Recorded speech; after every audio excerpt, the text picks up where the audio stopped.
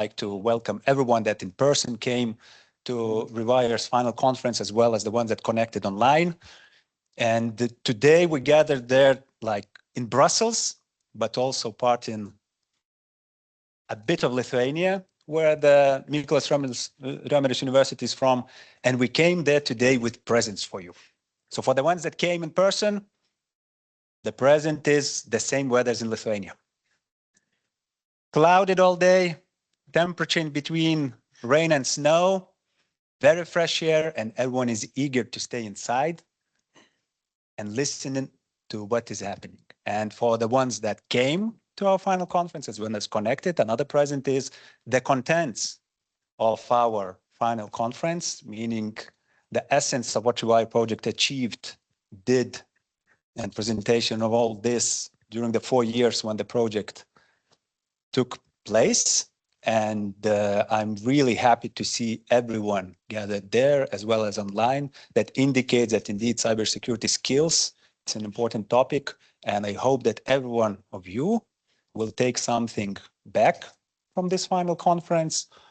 You will actively engage in discussions.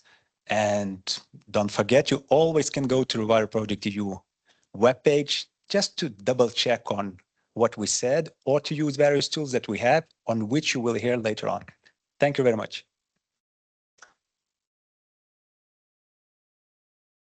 Hello, everyone. Welcome to this event of today, and welcome to the Lithuanian representation to the EU. My name is Agne Drumelytė. I work for LINO office, which is Lithuanian Research and Development Liaison Office in Brussels. And our job is to help Lithuanian researchers to have international collaborations. And talking about this event of today, I think it's difficult to overestimate how important the topic of cybersecurity is and how important it is to improve Europeans' cybersecurity skills, considering how quickly technology is developing, how technology is surrounding us everywhere, and there is a lack of cybersecurity specialists, and also the geopolitical situation. So I think it's very relevant, and I'm looking forward to learning more about the REWIRE Alliance and the project of the last 4 years. And maybe the next steps, who knows? So I would like now to hand over to Paolo to do his introduction. Thank you. Thank you, Agne. Thank you, Andrus. My name is Paolo Nardi. I'm the Executive Director at the EfVET, the European Forum for Technical Vocational Education and Training. We are an organization of vocational training centers. Why are we involved in this project about cybersecurity? Because, just to mention a few numbers, in the next 5 years, the economic value of this sector will increase more than 80%, 8%. There will be 300,000 new job positions in this sector. So for us to understand what are the frontiers of the sector is important to guide our members to find the right way in the training offer. So I'm here to welcome you on behalf of EfVET as a Belgian partner of the project. I take the liberty also to welcome you on behalf of EFTA, although Joanna and other colleagues from EFTA are here. Giulia Meschino, the director, was not able to join us during the introduction. And also I take the liberty to welcome you on behalf of the Lifelong Learning Platform, who is one of the most relevant organizations about lifelong learning and advocacy on this topic in Europe. They are organizing this Lifelong Learning Week, which is a major event in Brussels, usually November, end of November. And we are proud that our event is part of the program of the Lifelong Learning Week. So enjoy, and I leave the floor to Penelope. Thank you all. Thank you so much. Now I would like to give the floor. Does it work? Okay, I would like to give the floor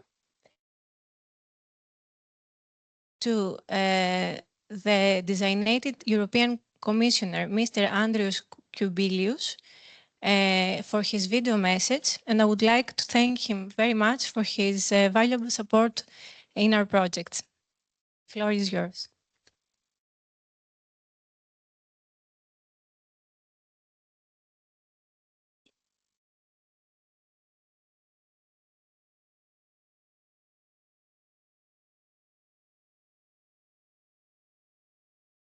My name is Andrius Kubilius. I am designated Commissioner for Defense and Space. Still waiting for the final decisions of European Parliament on the whole Commission approval. But nevertheless, taking very seriously all the issues related with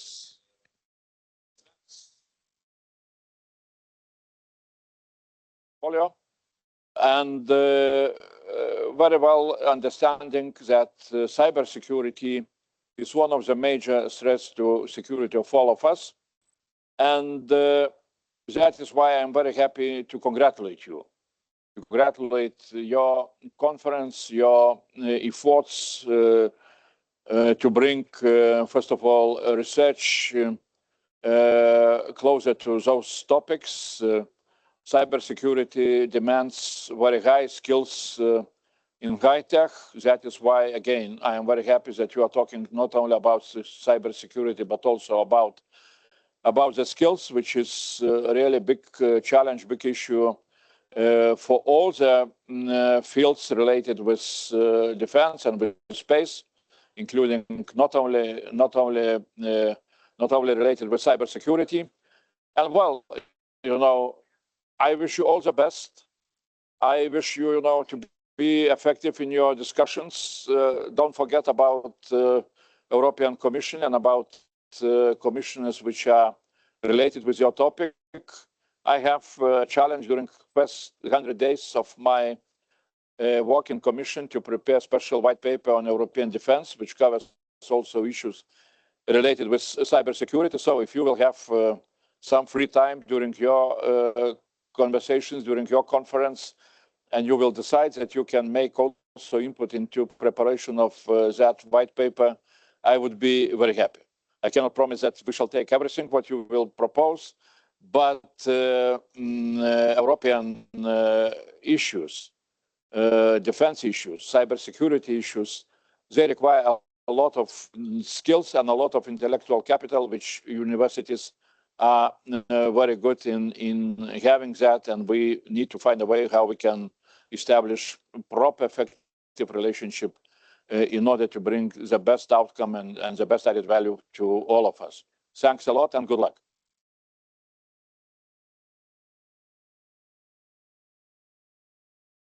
We thank him very much, although he's not here to listen to us. Okay, now it's time for the introductory panel, named Bridging the Gap, Addressing Cybersecurity Skills Challenges Through Policy and Action. I would like to welcome Ioanna Gemali, our colleague, and also the panel members, Andrews Bambalas, Michael Organ, and Fabio Di Franco.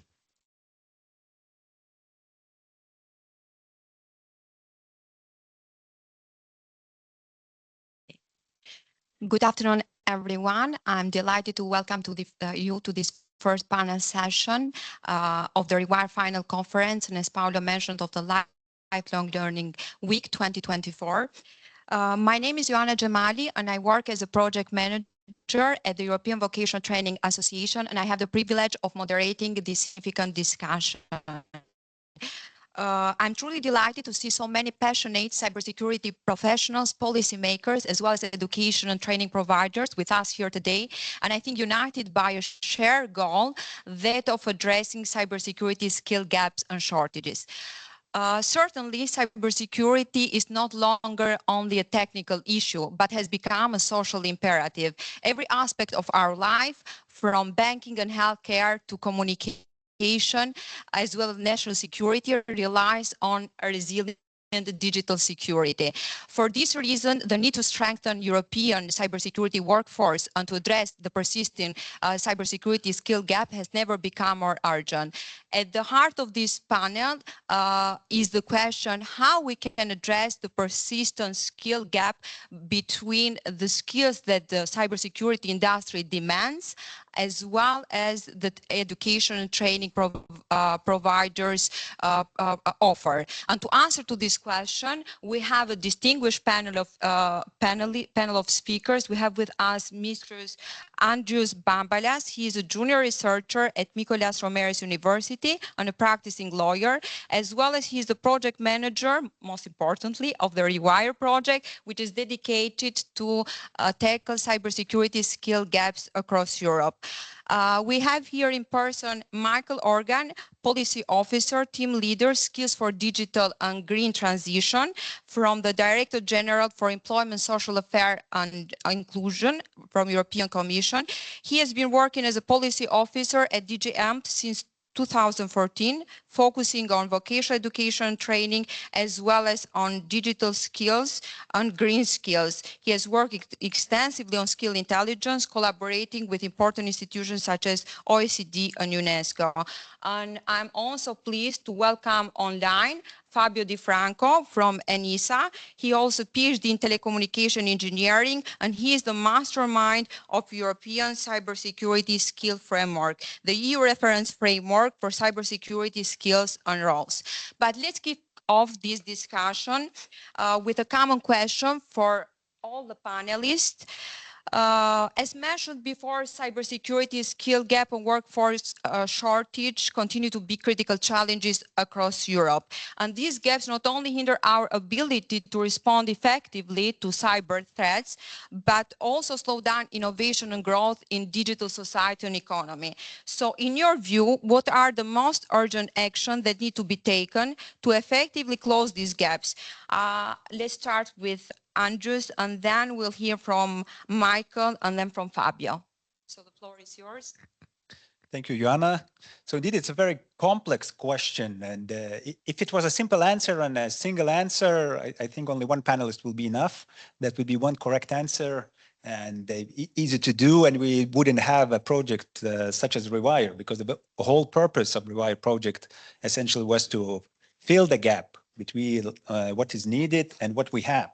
But from my personal then opinion, even when we talk about the gap in cybersecurity skills, a part of being complex issue, we have to look at the gap from various perspectives. One big gap is when we look at people who have zero knowledge about cybersecurity. On the other hand, we have people who have some knowledge, some cybersecurity skills or knowledge, and we have to reskill, upskill them. So if we take like average even, citizen of European Union, and their like internet phone usage is so spread, so widely used that it's part of our everyday life. So I think first would be, in my opinion, how fastest to deal is to introduce at least a basic knowledge about cybersecurity skills, even at the level of school, so that everyone who eventually will use phone, computer, other IT equipment will have a general knowledge, general consciousness or conscious about what is happening in internet, how to protect, from phishing, from malware, general knowledge to build. But the second issue also, when we deal with a workforce, a particular workforce which requires specific skills in cybersecurity, I think the biggest currently problem is reskilling would be, and another would be related to this certification. Meaning there might be various programs on whom I can offer you with certain cybersecurity skills, but then it's how are they recognized and how can you use these skills or these certain programs from one EU country into another. So briefly said, but in more detail, I think most of REWIRE deliverables then deal with this, because that's a complex issue, how to solve this, how to deal with the gap. Thank you. Michael?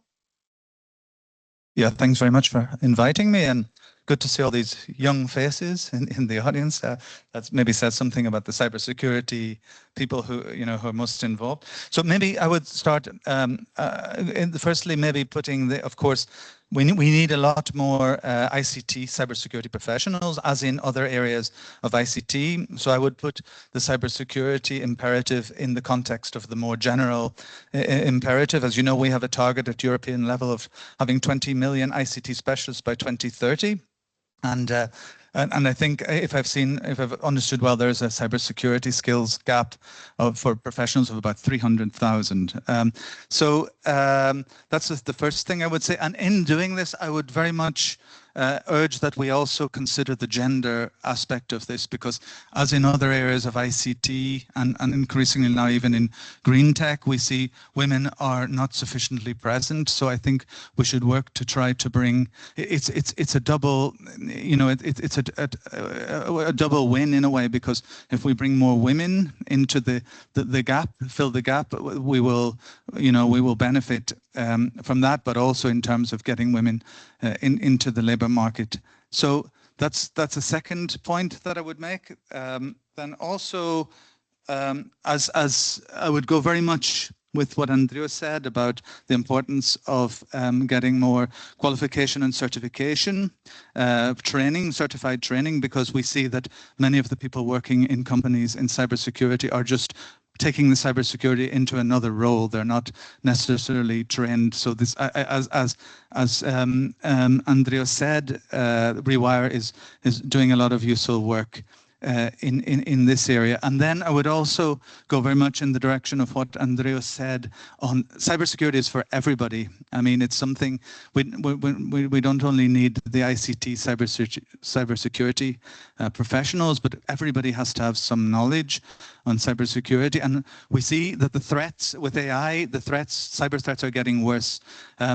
Some people have suggested that Black Friday be called Black Fraud Day, because last year I read an article about the UK, the amount of money that was scammed from people on Black Friday.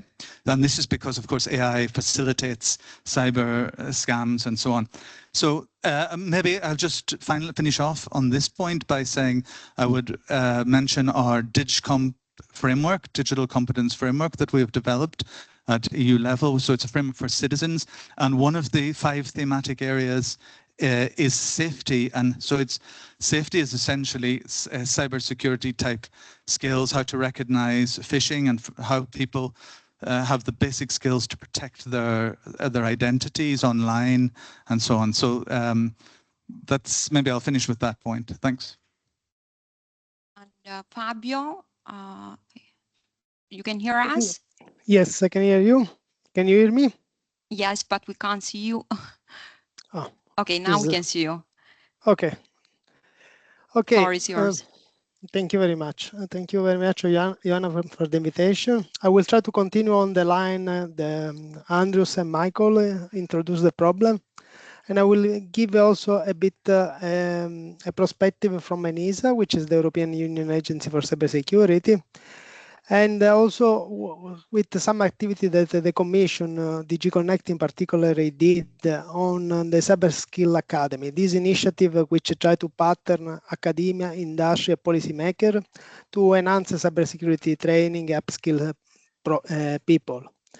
And by leveraging the European Cybersecurity Skill Framework, the Academy ensures that these programs are tailored to address the critical skill gap that we have, which count around 300,000 cybersecurity professionals missing in the EU. And this gap doesn't seem to decrease, doesn't get worse, because the new legislation is coming in place. Last day was published in the Journal of the European Union, the Cyber Resilience Act, which mandate product security in all the digital devices. And this is a completely new type of legislation that we never experienced never around the world. So it's need a lot of work. Second aspect that already was touched is about inclusivity and diversity in cybersecurity. There are in fact underrepresented group, women which are underrepresented in cybersecurity. This is a problem also of a perspective of the society. Cybersecurity is seen as a topic for hackers, which is not. Cybersecurity now is moving from the technical domain to the governance domain, to the risk management, where technology is limited importance. When you talk with a manager, you talk about risk in general. Cybersecurity is one risk. You count always about money, typically, if it's a company. If it's an institution, maybe it's a reputation, other level, but we never talk about technology. Technology is one element.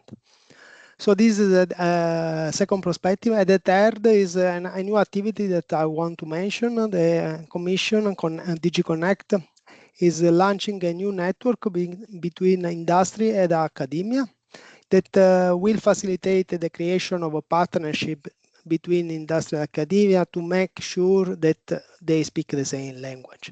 This goal was already identified by the European Cybersecurity Skill Framework, but now there is a commitment from the Commission to work on this, because we see also that the market is very confused. They put in one job advertisement all the 12 role profiles, all together. They ask you to have 5 years of experience and something incredibly high, and then you realize that probably this post can be filled by technician or something a bit more, or they are not able to pay that amount of money. So there is a complete mismatch between what is required and what is offered.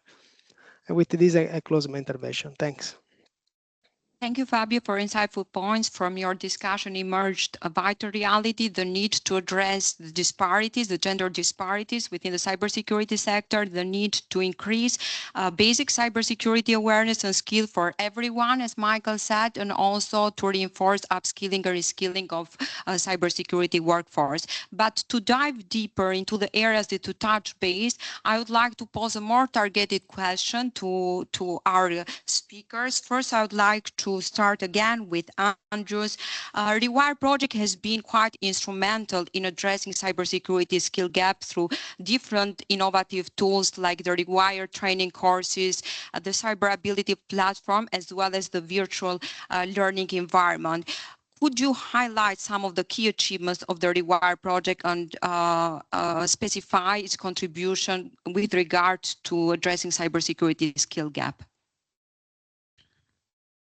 Thank you, Joanna. Indeed, it would be my pleasure, I think, and during the final conference to address these issues and to explain for the ones that came in person or remotely participate in the conference and want to check or learn more about the REWIRE project. And your question, I think, is the very essence of all REWIRE project. So indeed, the very purpose of REWIRE project when it started even 4 years ago was how to bridge the gap between the second to help. I think so. On the one hand, we have industry requirements concerning cybersecurity skills or cybersecurity specialists, and then we have sexual training, and there was a gap.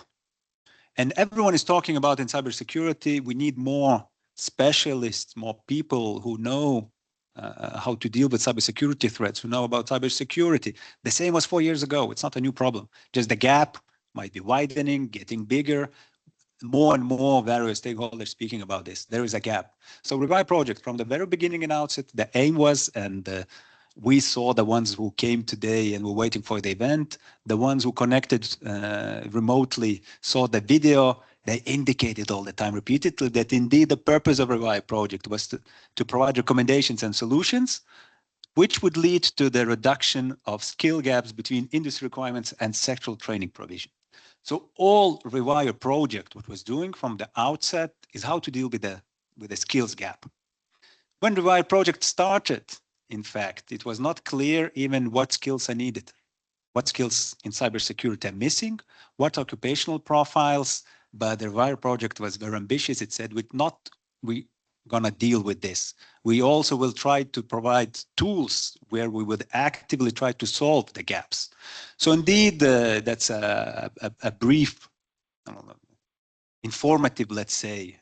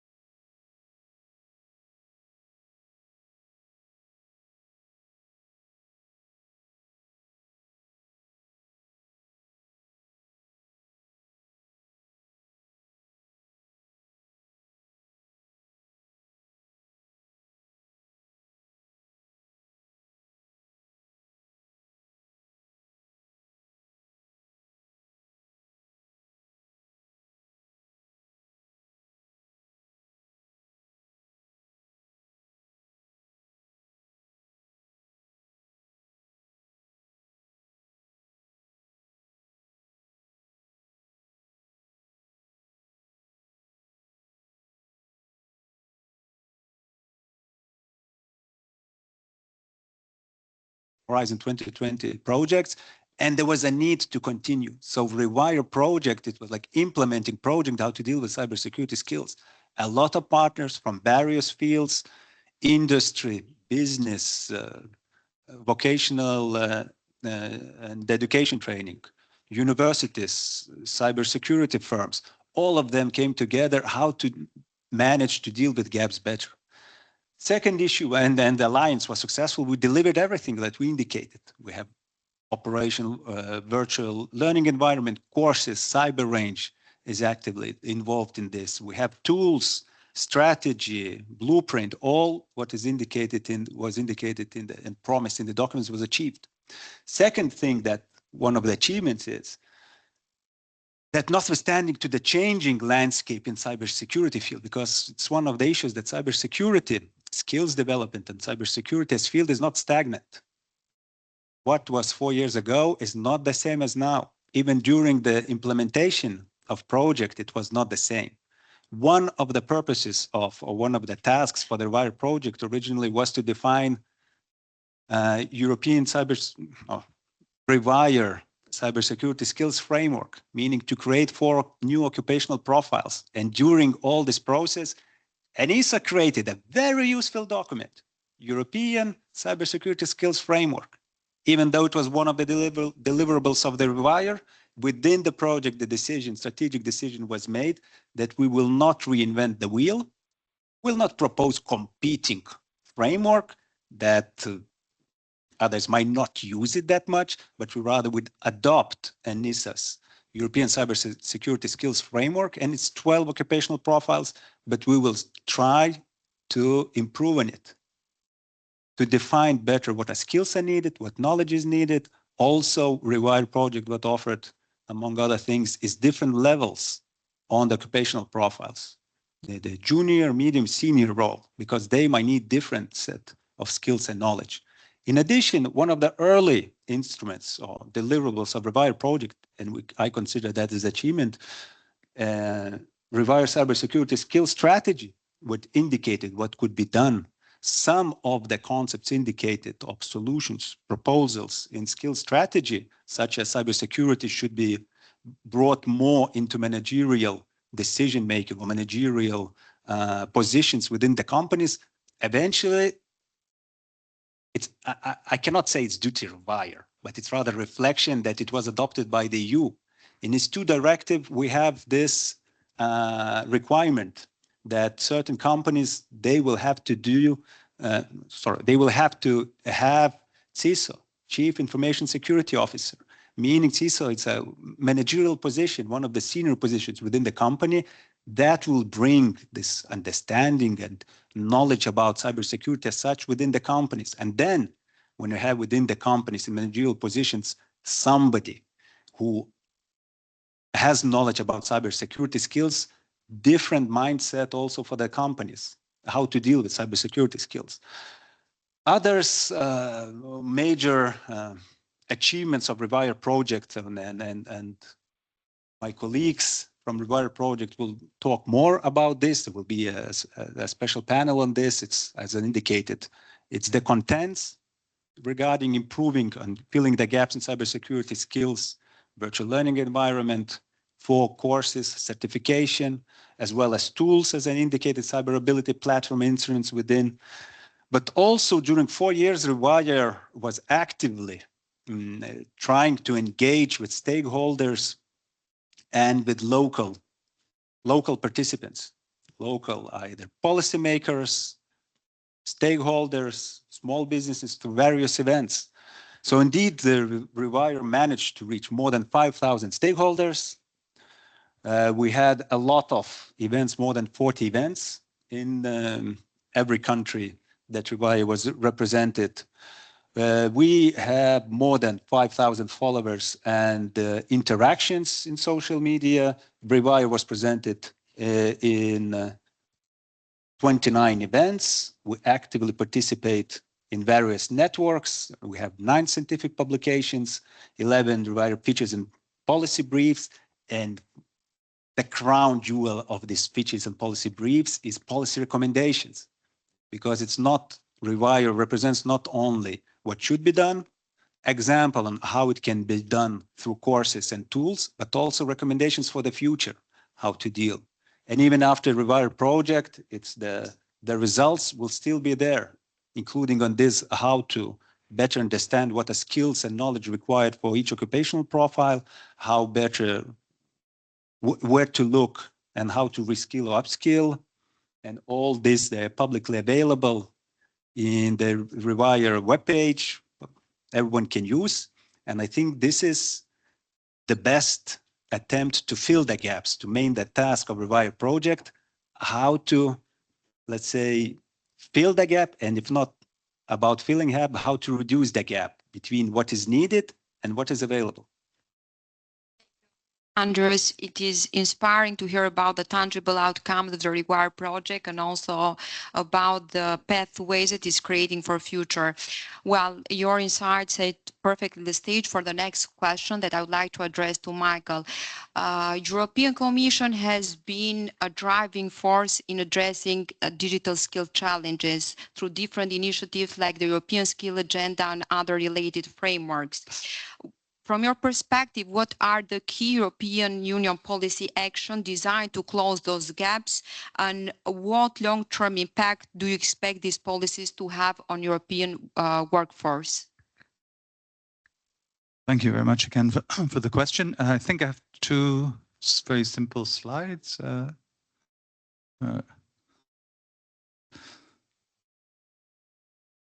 So maybe first of all, just to say that digital skills will really remain at the top of the agenda of this commission, as it did with the last, and especially when we see the Draghi report focusing very much on European competitiveness in a global context, and really specifically mentioning digital skills as vital for innovation and so on. So maybe just the next slide, please. So yeah, maybe just a very quick recap of our main challenges. As we all know, most jobs require digital skills now, and the level of digital skills and emerging technologies increase the level of skills required by everybody in employment and for life. But we still have a huge challenge that we have been addressing, where even in last year's figures, more than half of the adult population does not have basic digital skills, and we have this target of 80% by 2030. Then, you know, this lack of digital skills really makes it very difficult to integrate digital technology, which is proceeding very fast. We've talked already also just now about the big gap in cybersecurity, but also other ICT specialists. So we are aiming for 20 million with a gender perspective as well. And one of the big problems we have in the EU is we still have this huge difference between member states, which is something that we really have to address. We have some countries already reaching the 80% target, and some under 40% of the population with at least basic digital skills. So what are we doing about this? That's the next slide. So basically, as you can see from this slide, we've really done an awful lot in the last commission. We have a lot of initiatives. We have a very comprehensive framework. So we have, for instance, as Joanna just mentioned, the Digital Education Action Plan, which tries to foster digital skills and competences and a high-performing digital education ecosystem. Then we aim to enhance digital skills and competence throughout the population. So these are very comprehensive programs that we launched some years ago. And maybe I'll just pick on one in the skills agenda. There's one particular concrete action that has been quite successful in bringing many stakeholders together to work on how to digitally upskill throughout the workforce, and this is the Pact for Skills. And one of the large-scale partnerships, the one on digital skills, will contribute, I think, comprehensively to reskilling and upskilling. And I know that many organizations involved in cybersecurity, including the REWIRE Project and, for example, EXO, the European Cybersecurity Organization, are members of the Pact.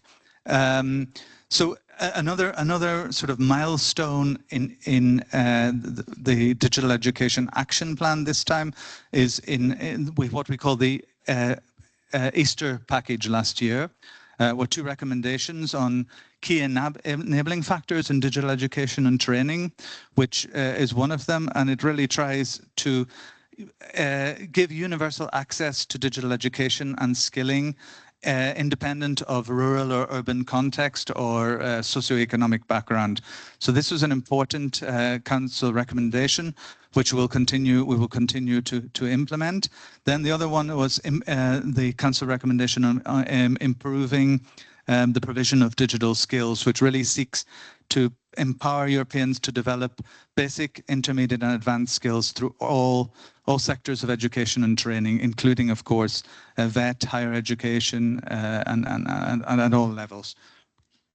Then in that April package that I just mentioned, a very important initiative already mentioned, of course, is the Cybersecurity Skills Academy, which is the umbrella initiative to bring all the existing actions on cybersecurity together.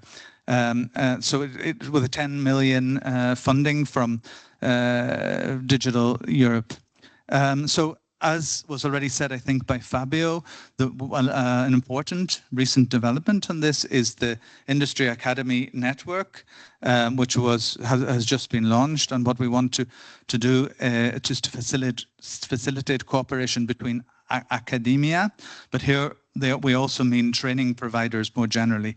So VET providers, so facilitate this collaboration between them to work together to close the digital skills gap. So we are very much with Connect already working to see how we can get the VET world involved in this work.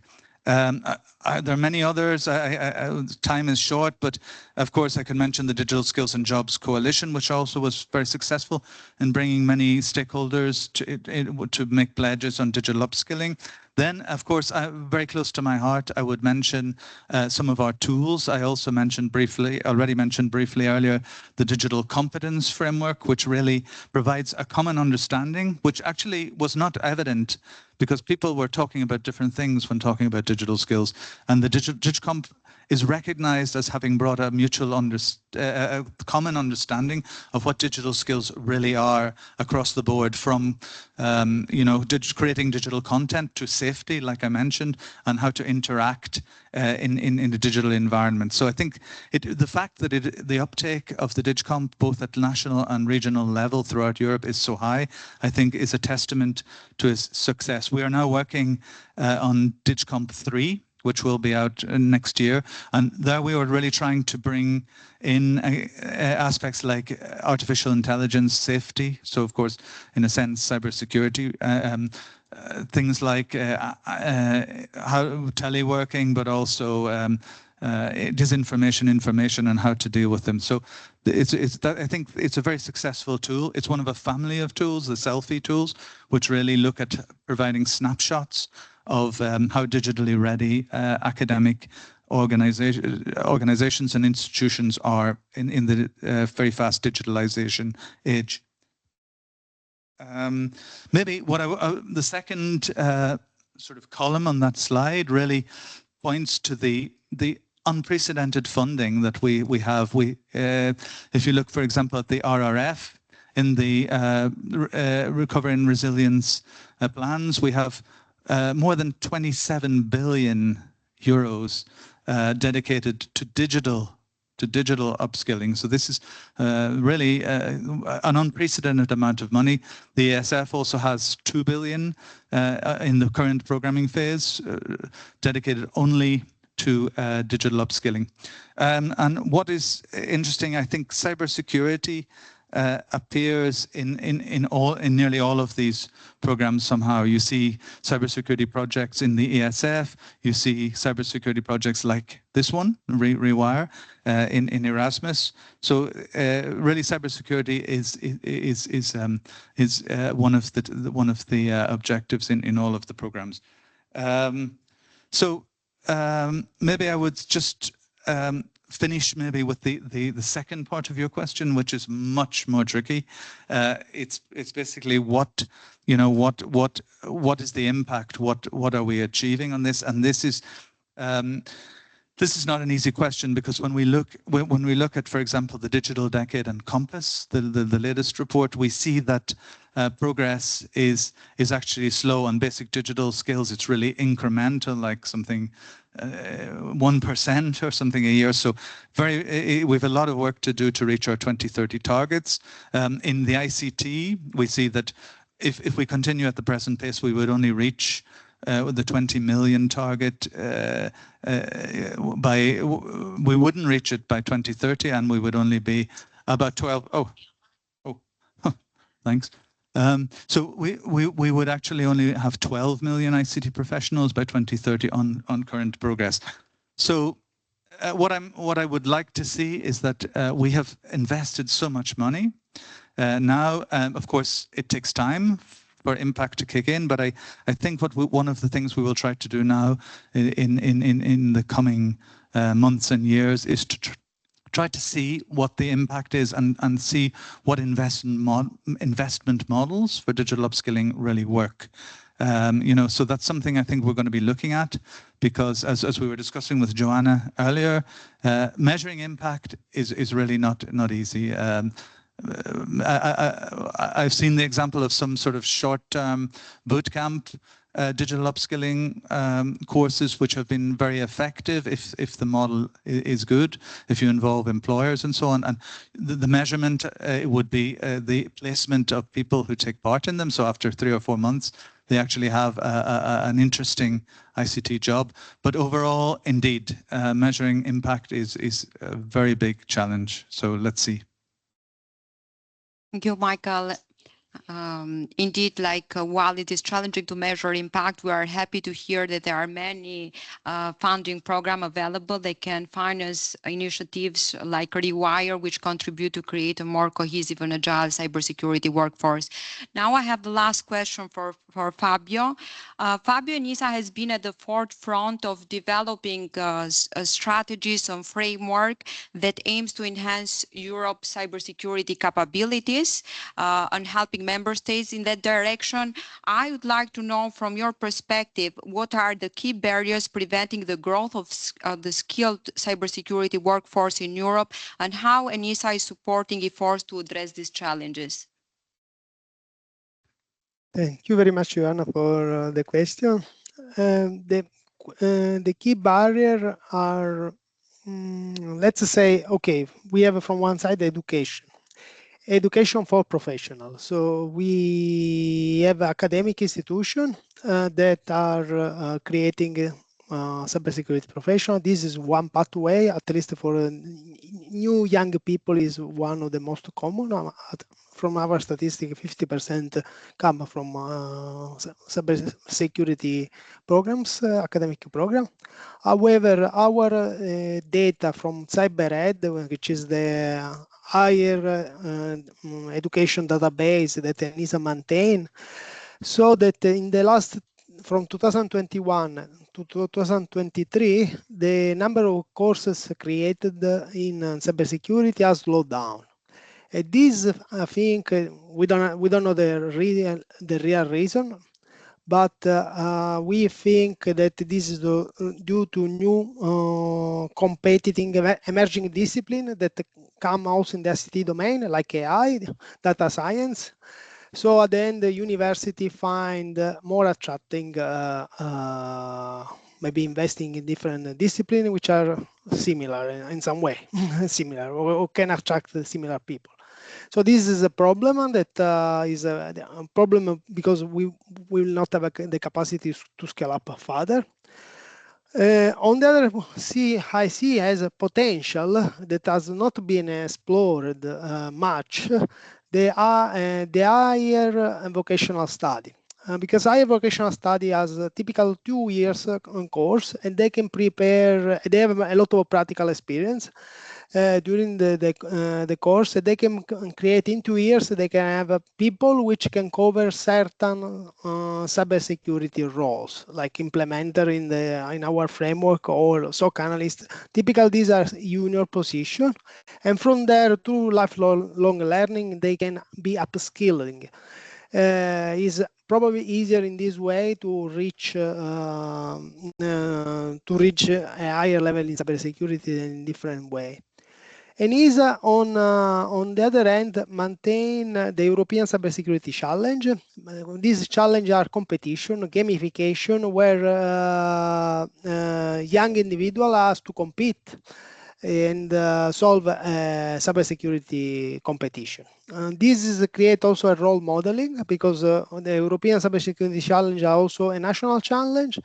In Italy only there is 16 universities with that are competing to win the Italian competition, which involve more than 1,000 students. And this also create a role model, because people who are familiar, I mean, friends of these young people, they get interested in cybersecurity. And this is very important also from the perspective to create an understanding of what is cybersecurity, and cybersecurity can offer a job. Another element, another initiative that we will undertake, but we need also the help of other stakeholders, is to monitor the skill gap. This REWIRE has worked very good in this way, creating a mechanism, a web interface that monitor the job vacancies. Unfortunately, I understand the project is finished, so they cannot complete it. They cannot have a future evolution of this platform, because it will be very interesting to see how many positions are vacant, how many vacancies there are in Europe.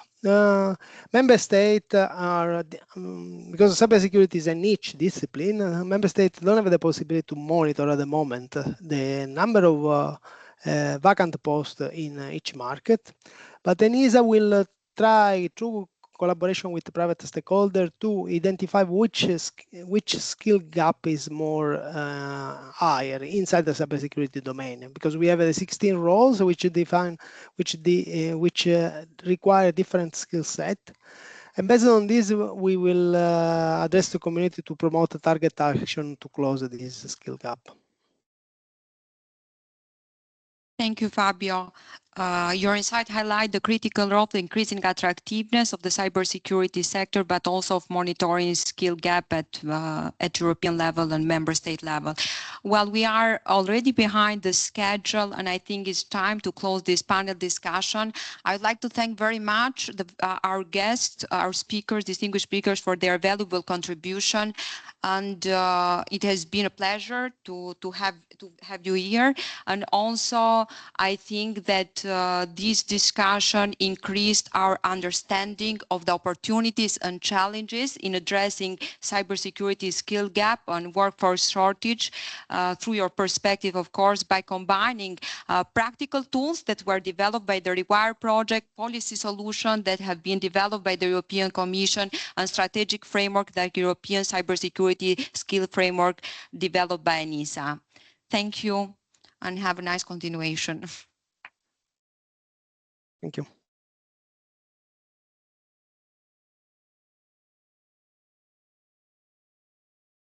Thank you, Anna. Thank you all.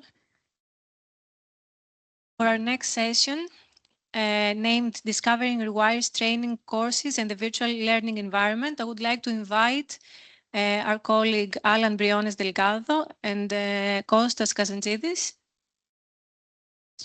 Thank you. This is my camera. I have to sit down. Mandatory? No?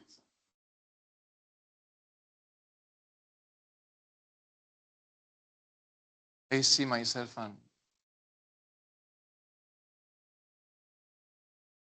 It's not possible to move the camera. Sorry, eh? No, if not, I will sit down. It's okay. Costas, join me.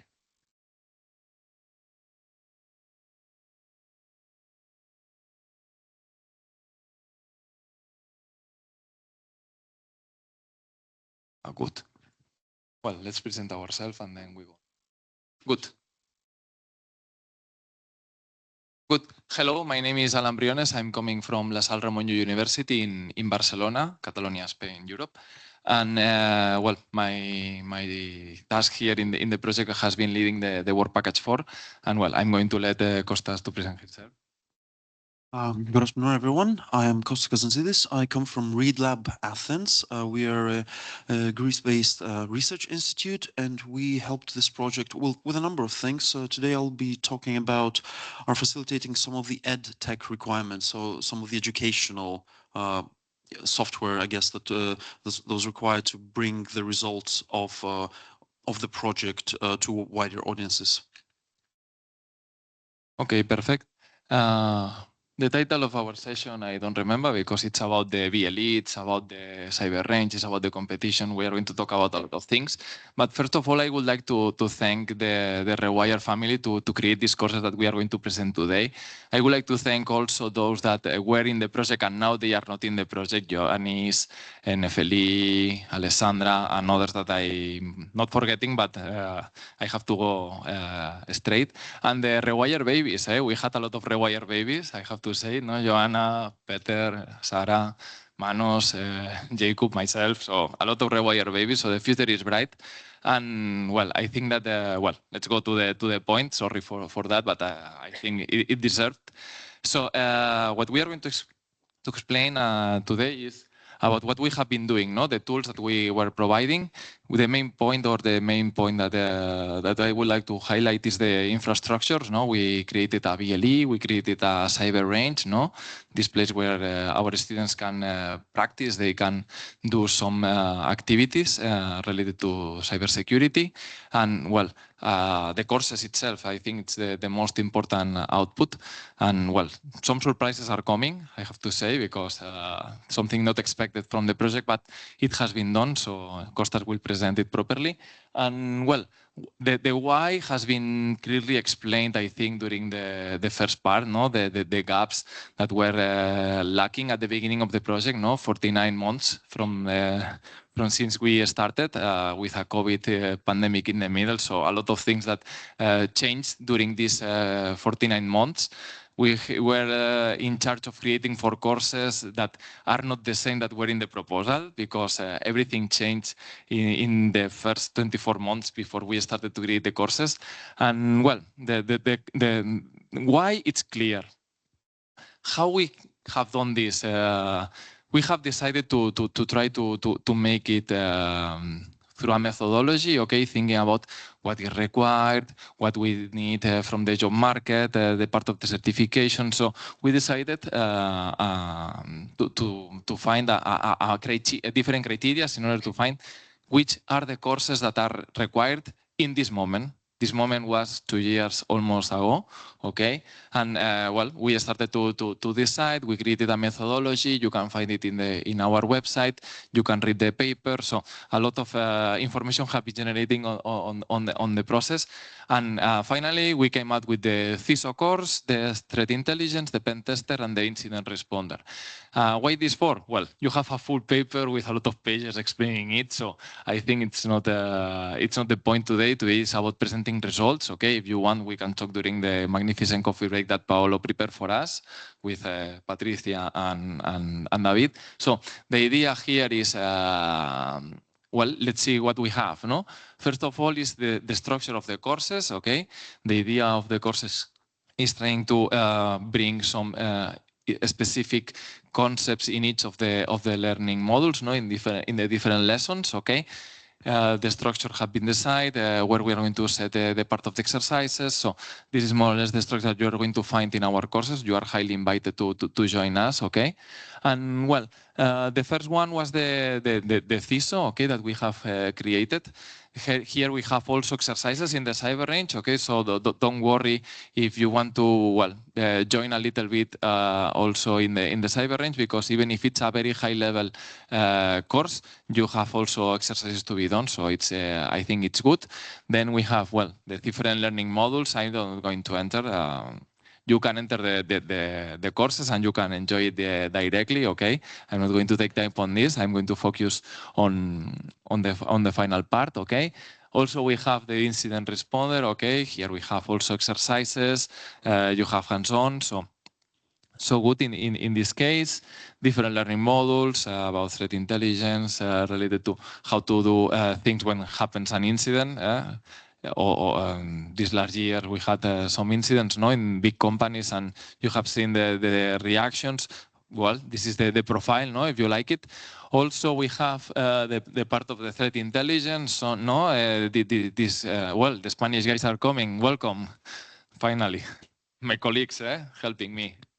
So the point here is about how to share the information generated from the attacks, or how we can help each other, no, in terms of sharing the intelligence.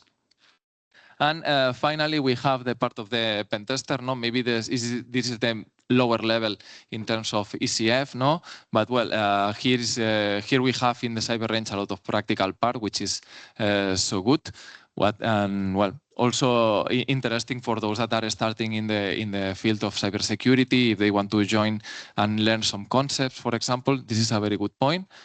And well, I think it's moment for the VLE. It's your time. Okay, so just bear with me a second while I set up. It is the usual troubles of live demoing. So yeah, I will ask for your patience.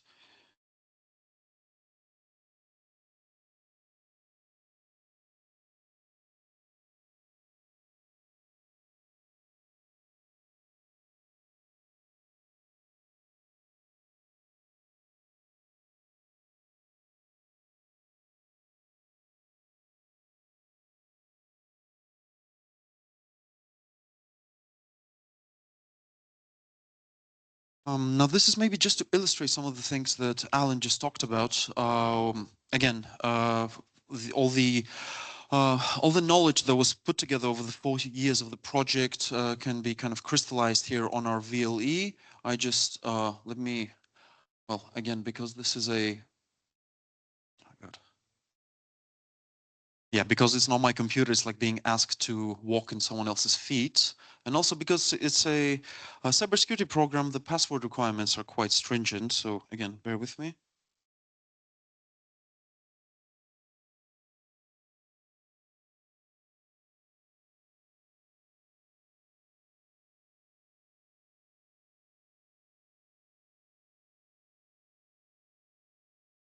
Yeah, love typing that one on someone else's computer.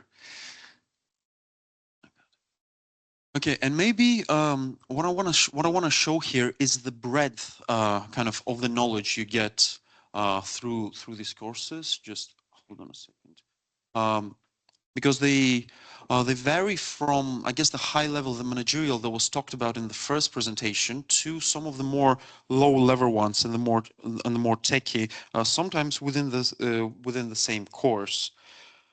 So on average, maybe a representative, again, when you log into the VLE, I think Alan is going to talk about it in a bit, so I'm not going to go into too much. So you get learning module sections, and things are broken down into lessons, and kind of your experience is going to be multiple different steps. Let me just find a representative one.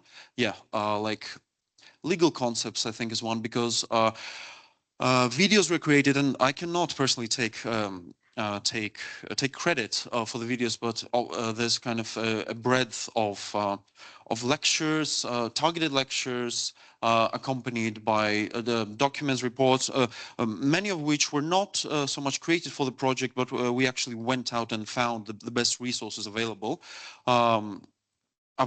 in terms of introducing you to a topic. Obviously, there's quizzes, and a kind of you will get to be tested on your knowledge. And let me just move on a bit further.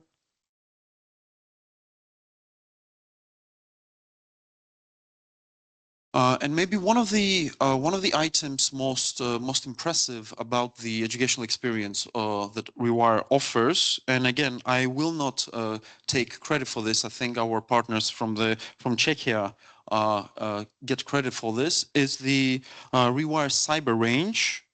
Again, just. Because this is more advanced, you need to kind of progress in terms of your knowledge of to be able to know enough just to do the technical bits. So eventually, eventually, as you go through the courses, watch the video pills, check the documents, get your knowledge tested through quizzes, etc., you will be, in some cases, invited to do some practical hands-on exercises. Now, these will take place mostly in what's called the REWIRE Cyber Range. You can see, you will be invited, to just.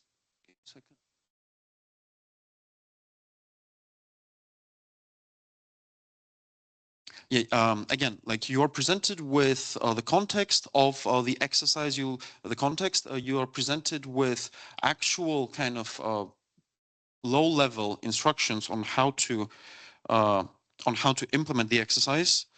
And let me actually move on. Yeah, I just need a link opened.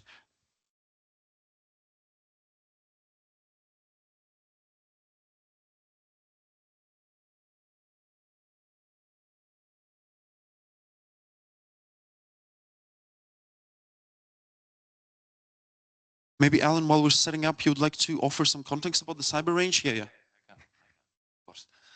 Yeah, one of the tools that we were talking, and Jacob will explain also about this competition that we don't know the winner, but you will know I don't know the timing because I don't know the agenda, but you will know today for sure, okay, in the following hour, I can imagine.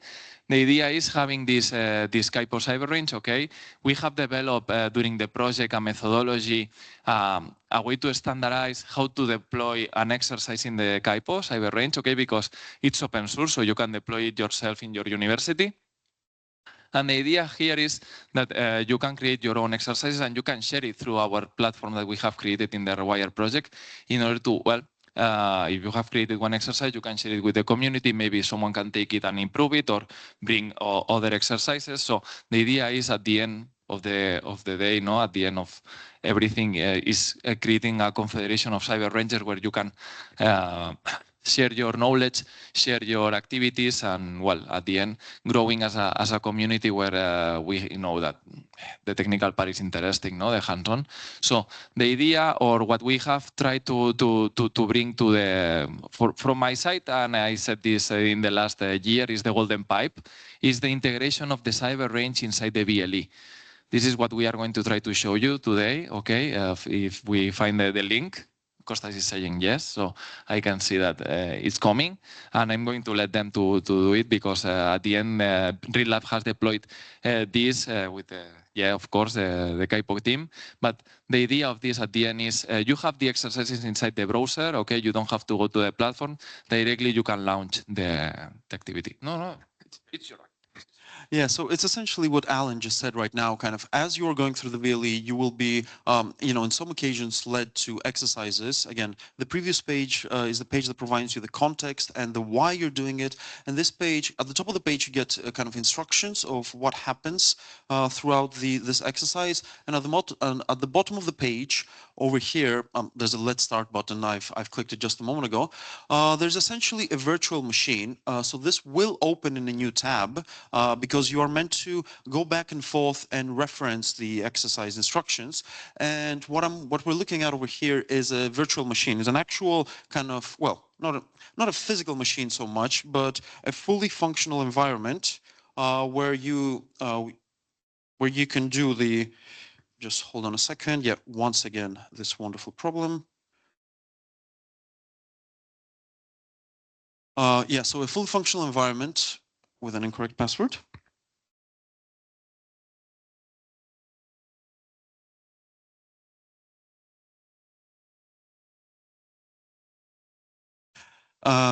Where you have access to a terminal. This essentially, like both the graphical user interface and this is an actual kind of machine placed within an environment where you can again, you can type in commands. It is placed again in a virtual network where you can kind of intercept packages or read, or like, I don't have the command here. This is just to show that you will do hands-on exercises as part of these courses. You will get digital files as kind of outputs of your activities, and you're meant to utilize them again to achieve either the attacks or the analysis you're doing.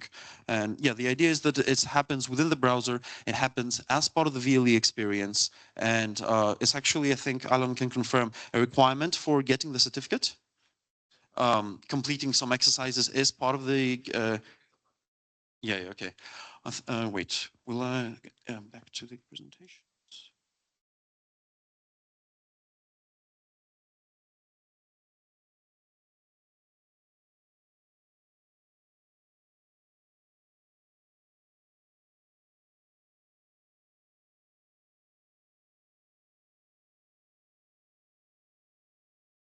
Okay, and maybe let me move on to some of the more data-driven part of my presentation. These are some of the results that I think are current at this point with regard to how our educational technology kind of offerings did so far. So as you can see, there's kind of hundreds of registrants across the different courses, with some of them achieving over 100 people having done significant progress. I think it's expected that, so CIR is Cyber Instant Responder. It's expected that that one does the best, because I think it's the most accessible one to the broader public. And yeah, so yeah, and we also have obviously kind of a number of people, numbering around 100, that have fully completed a course, and they have earned, I think, a certificate issued by REWIRE. Let me also maybe show something about the demographic breakdown of the different users that we've had in the VLE. So I think, well, the vast there's a lot of them from France. By and large, they come from the countries of the consortium, but also we've had kind of significant number of interest from outside Europe. They don't show over here, but I don't know if it's included. We have about all in all, I think 800 people registered, 800 unique users registered across. So as you can see, you know, they vary quite a bit. I'm maybe not the person to talk about the gender breakdown, although I wanted to bring this here. I think it reflects what was mentioned in the first talk about maybe the gender imbalance in the field of cybersecurity. But I do think that something like 35% of the participants kind of not being male is, I think, an improvement over the overall representation inside the sector. And last but not least from me, after you have taken one of the courses and you have engaged in the practical exercises and participate in the ReadLab forum, you can earn a certificate issued by the consortium that kind of certifies, I guess, the knowledge you have gained and the fact that you have actively participated as part of the REWIRE project, I guess, education. We have issued, I don't know the numbers, but we have issued quite a few of them so far. We hope to have a few more before the official kind of end of the project. And I think, Alan, I pass on to you. Yes, this is the last. I have. This is the last slide, so don't worry on that. I don't know if you are following us in the social media. If not, you have to do it, of course, because we have announced that we are opening the third certification period, okay, on the 28th and 29th November, okay. There are some prerequisites, no, Iro? So I think that you have to check it, okay. So don't worry on that. It's about being BC or having some years with experience in the industry. But the idea of this final certification is, you have finished the course, no? You have the final certificate of attendance. The idea of these certifications is certifying that you have the knowledge in a controlled environment. That's why we have a theoretical exam and a practical exam on the cyber range, okay? And well, this is the idea, no? If you are studying, you are working, you are pushing for it, no? The idea of this is let's certify that I have the knowledge, I have this profile, no? From the REWIRE. So all of you are invited. Well, all of you are invited, and not forced, of course. It's about joining the final certification. The idea is on the 28 and 29 having this final period in order to, well, join us, no? At the end. And I think it's the last slide. So thanks a lot for joining me or something, no? Thanks a lot, and see you around if you need something or whatever. And I don't know what's next. Penelope, please. That's all. Thank you very much, both of you. Okay, we have a small twist in our program. We will have a small break now for coffee and socializing. There is a room prepared for the physical attendees right next door. So we would like to kindly ask you not to bring drinks and food in this area. And as for the online attendees, we will see you in 15 minutes. Okay.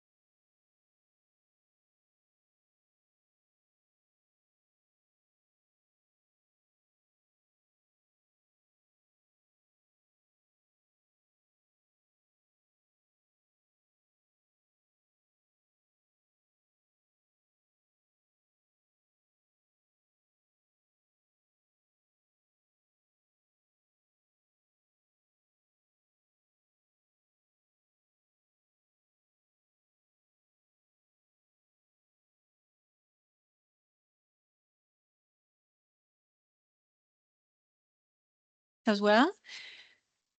Hopefully everyone is more energized from the coffee and refreshed. The next session is called Exploring Cyber Ability, a digital platform for cybersecurity skills and market insights. So I would like to invite here our colleague Sara Ricci for her presentation. Thank you, Penelope. So in a second, we will see the presentation and we can start to speak about it. Okay, so what I'm going to present is the Cyber Ability platform that was developed by the REWIRE project and some of the result on skill needs and analysis. So first of all, what is the platform? It is a tool. It is open source, freely available and dynamic web application.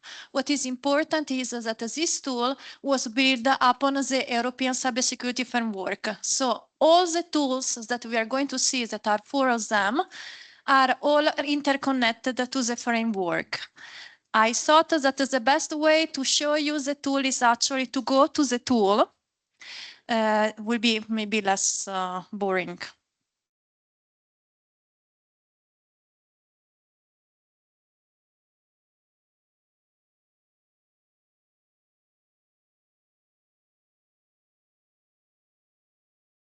So this one is the main web page of the application.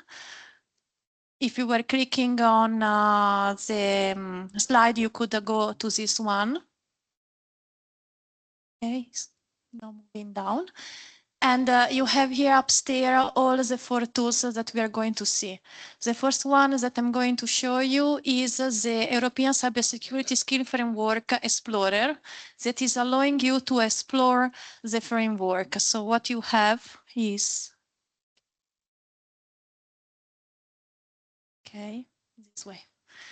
You have all the ENISA profiles here listed. If you click on them, you will see all of the information related to a profile.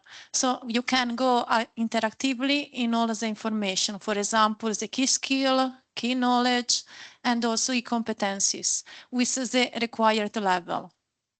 Then I would like to show you briefly also the job ad analyzer. You can see that there is several tabs on it, and we are going to go in the first one and to show you that at first this tool, it is a database. At the moment is containing more than 1,300 job advertisement. You can have the title, you have the description of all the job ads here, and also several other fields that you can filter in order to after process the data. For example, you can decide to select all the job ads that are related to a specific ENISA profile, for example, the cybersecurity architect. In that case, all the ads that are related to this profile are just 216.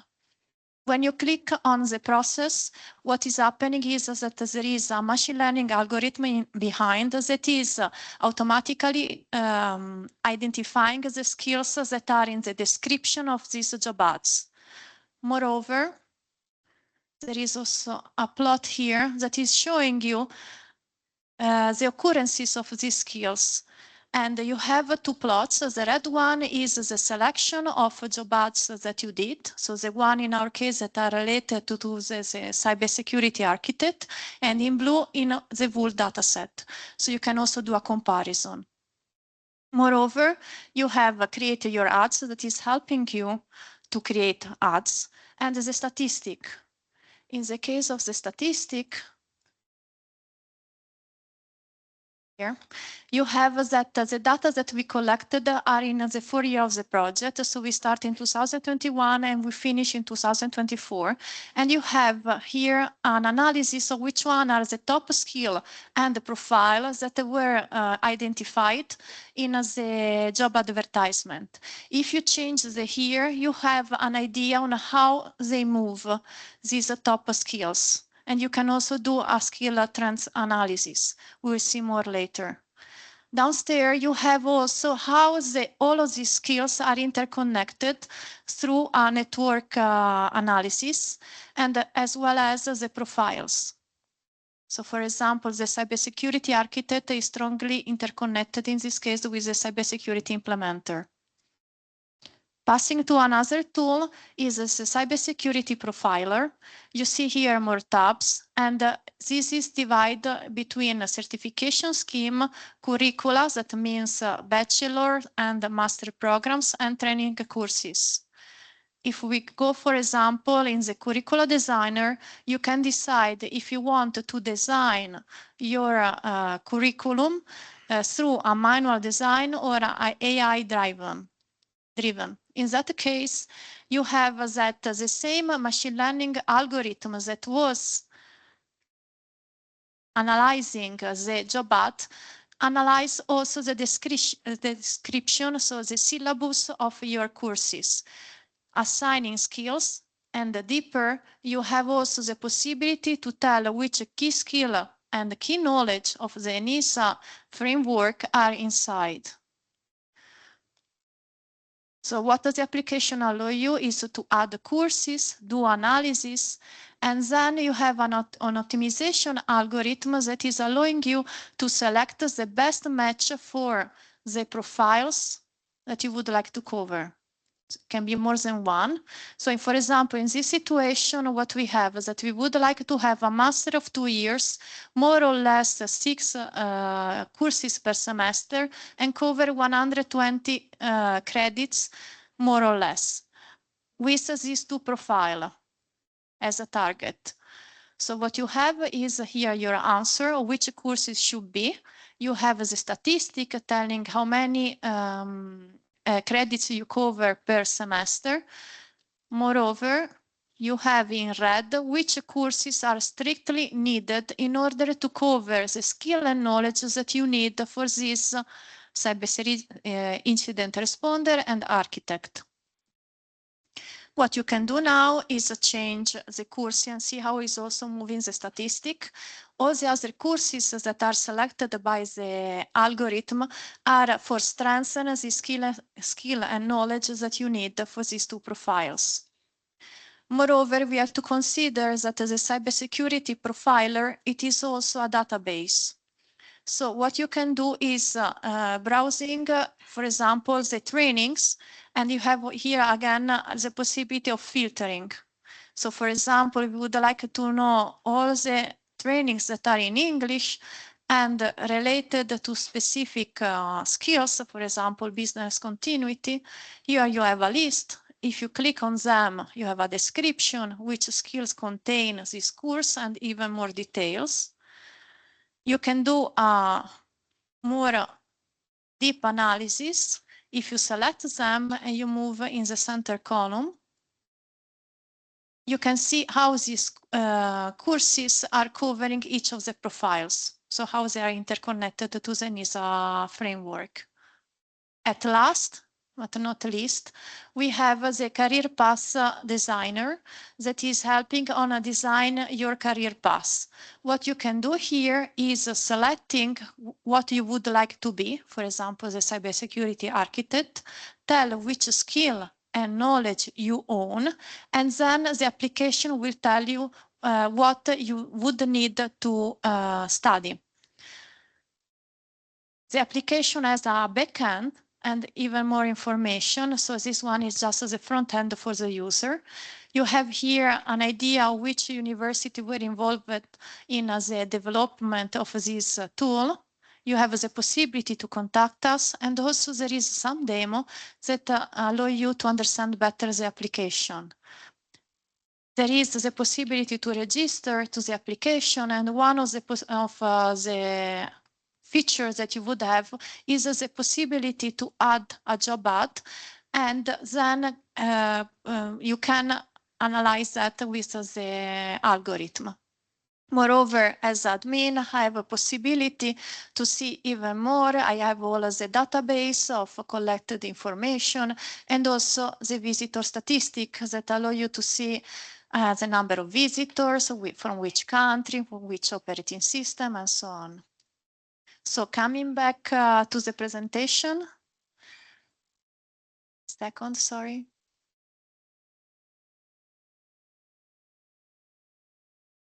What we saw is 4 different tools.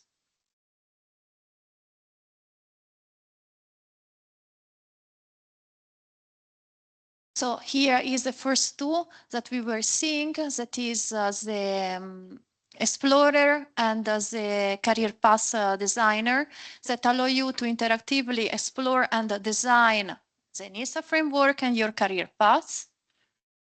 We have the Cybersecurity Profiler, that is a database and allow you to design curricula, training, and certification.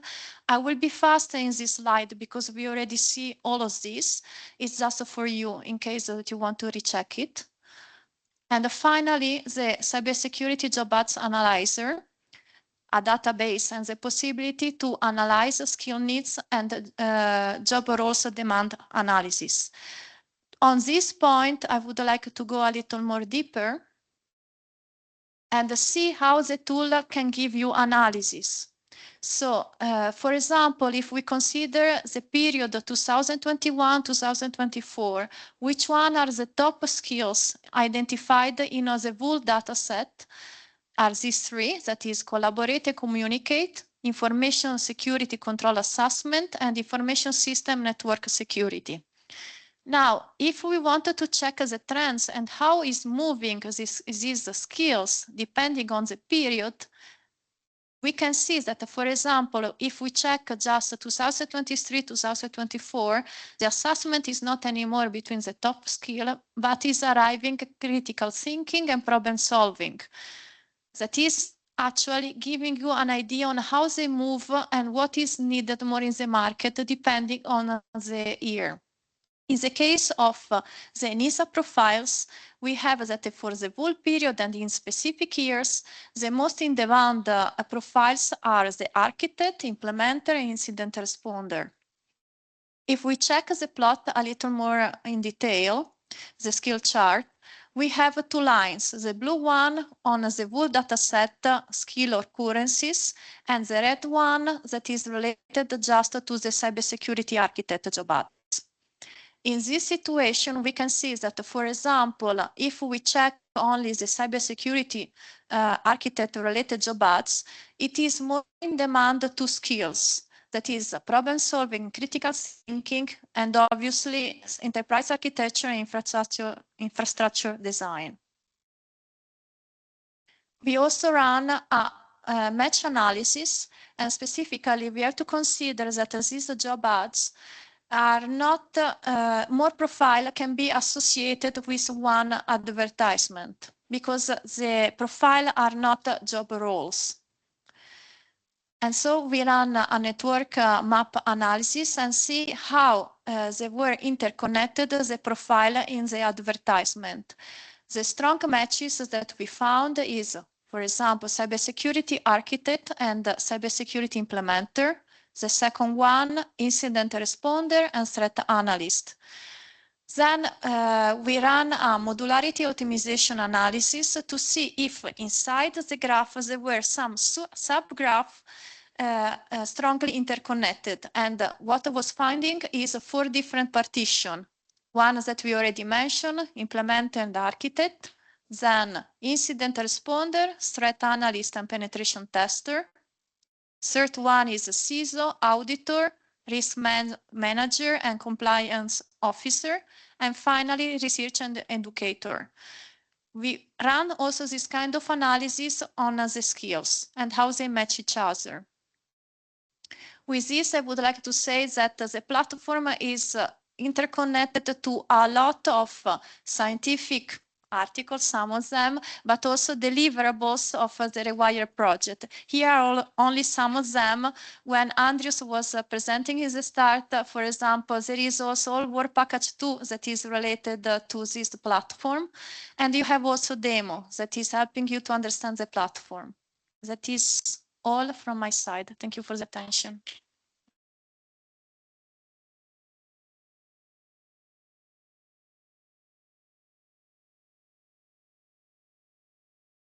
Thank you a lot, Sarah. So our next session is called the REWIRE Cybersecurity Competition Award, and I would like to invite our colleague Jacob Chegan to talk us about this.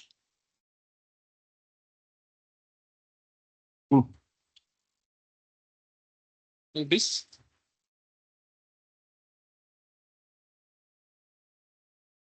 So, yeah, let's see if it works.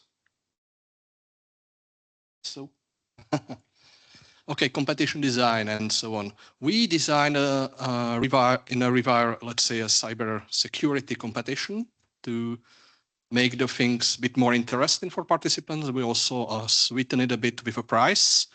And yeah, it was quite interesting because what we actually did, we took tasks from the courses which are already ready. So, and we, let's say, mix it up a little. So what they tested in the competition is actually what is real in the courses. That's, I think, is interesting. And yeah, it was a mix of hands-on stuff and questions because yeah, we want to learn them as practical as possible.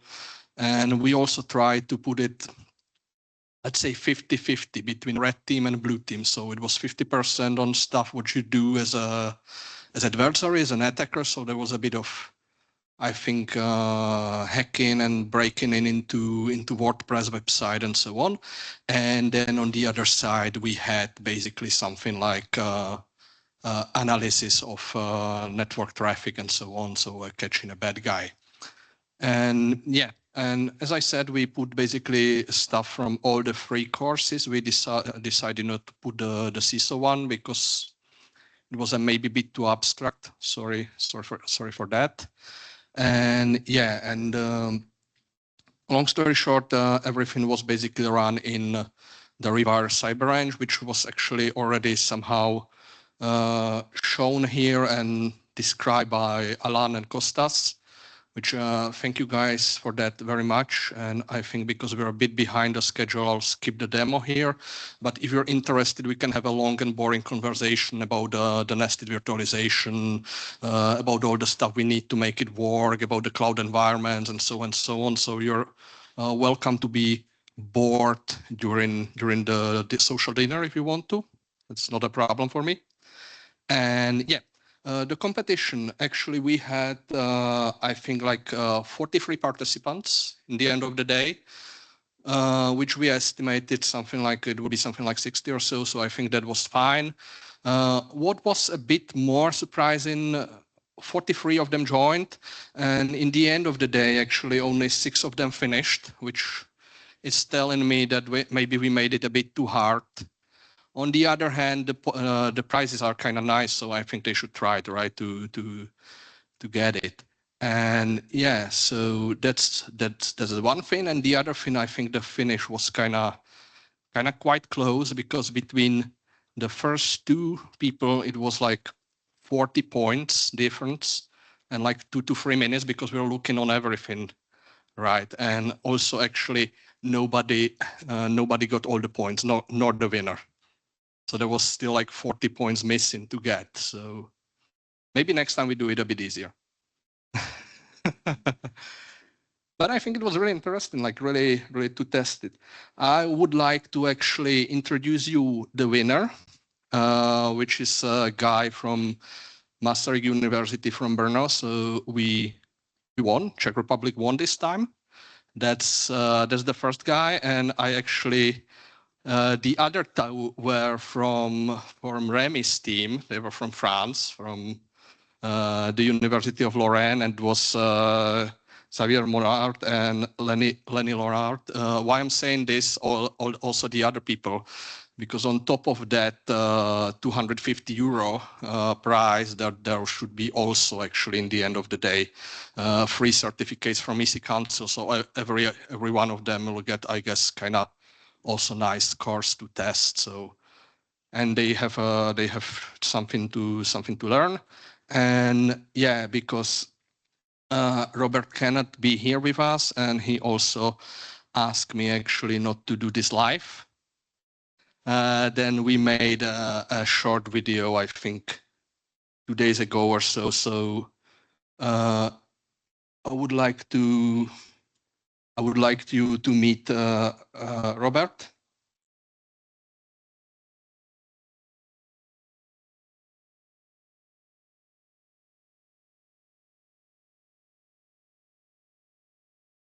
Thanks. My name is Michele. I'm from the Republic, and I'm pursuing a master's degree in computer science. As for my work experiences, I've worked as a programmer, cybersecurity engineer, and lately I've started working as a junior penetration tester. Oh, cool. So, and how did you get interested in cybersecurity? What excites you most in this field? My interest in cybersecurity started with fascination for understanding how systems can be breached and how to prevent such breaches. I particularly enjoy penetration testing and red teaming because they challenge me to think like an attacker and uncover vulnerabilities before they can be exploited. I also like to mix bit. I also like to work with hardware, so I am into Wi-Fi security. And if I should mention some cybersecurity project that I am working with right now, I'm working with Ponagochi. That's like an automated penetration testing tool for Wi-Fi. That's interesting. What actually motivated you to participate in this cybersecurity competition, and how did you prepare? I saw a LinkedIn post about this cybersecurity competition, and I said to myself, why not? Why not to try it? I jumped into this competition at the last minute, so I haven't really had the time to prepare. Yeah. Okay. What was the most challenging aspect of this competition, and how did you handle it? The most challenging aspect of the competition was, I believe, the last task, including work with logs and Wireshark. I have a bit of a skill gap in Wireshark myself, so I had to go through a lot of documentation to finish this task. Yeah. Okay. Fine. Is there anything any moment or achievement from the competition that stands out for you? Yeah, the moment of achievement was when I conquered the Wireshark tasks. So it was really hard for you, actually. Yeah. I was telling you, right? Okay. Did you attend by any chance any course developed under the REWIRE project, or if so, how did you find the course? How did you learn? What did you learn from it? Anything interesting? Unfortunately, I did not attend any course, but I've registered for the penetration testing course, and I'm going to hopefully I'm going to finish it in the future.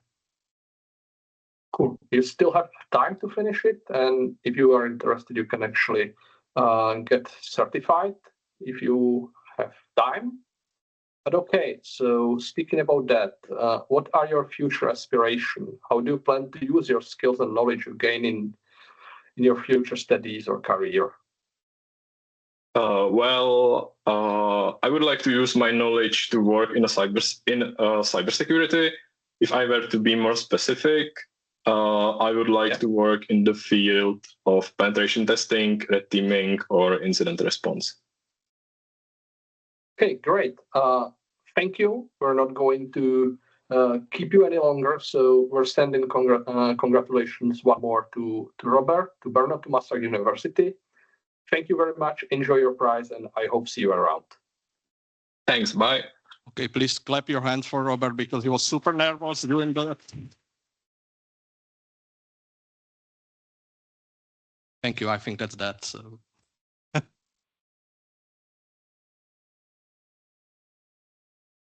Thank you, Jacob. Okay, now I would like to invite our colleague Hervé Debar, the moderator of the next panel, who in turn is going to invite the rest of the panelists and to speak about shaping the future, leveraging the REWIRE legacy for a resilient cybersecurity workforce. So, thank you, Penelope. So we're going now to look at the future. So Manos, so as you see, we have a diverse panel, more diverse than the first panel, which I'm proud of. And so we have people from inside the project, so Manos and Argiro, so, and people from outside the project, so Justina, Saskia, and Valeria. Please join me. Do we have enough? We don't have enough rooms. Okay, no problem. So I'm going, no. Manos, please.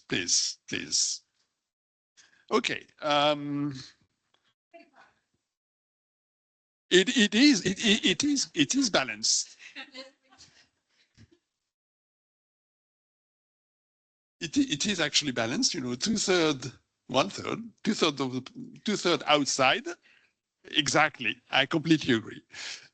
So we're going to look at the future, and we'll start with each of the panel participants discussing his preferred theme, starting with inside the project, and then we will open the floor to our guests. And when we have finished that round and time permitting, which I guess it will not, but that's my personal feeling at this time, we will open the floor for questions. So I will start with Manos. So Manos is a researcher at Technical University of Crete and Forth, right? You're both. And he's been working on cybersecurity for over 15 years. So I'm happy to introduce him to talk about these policy recommendations that were produced by REWIRE. Thank you.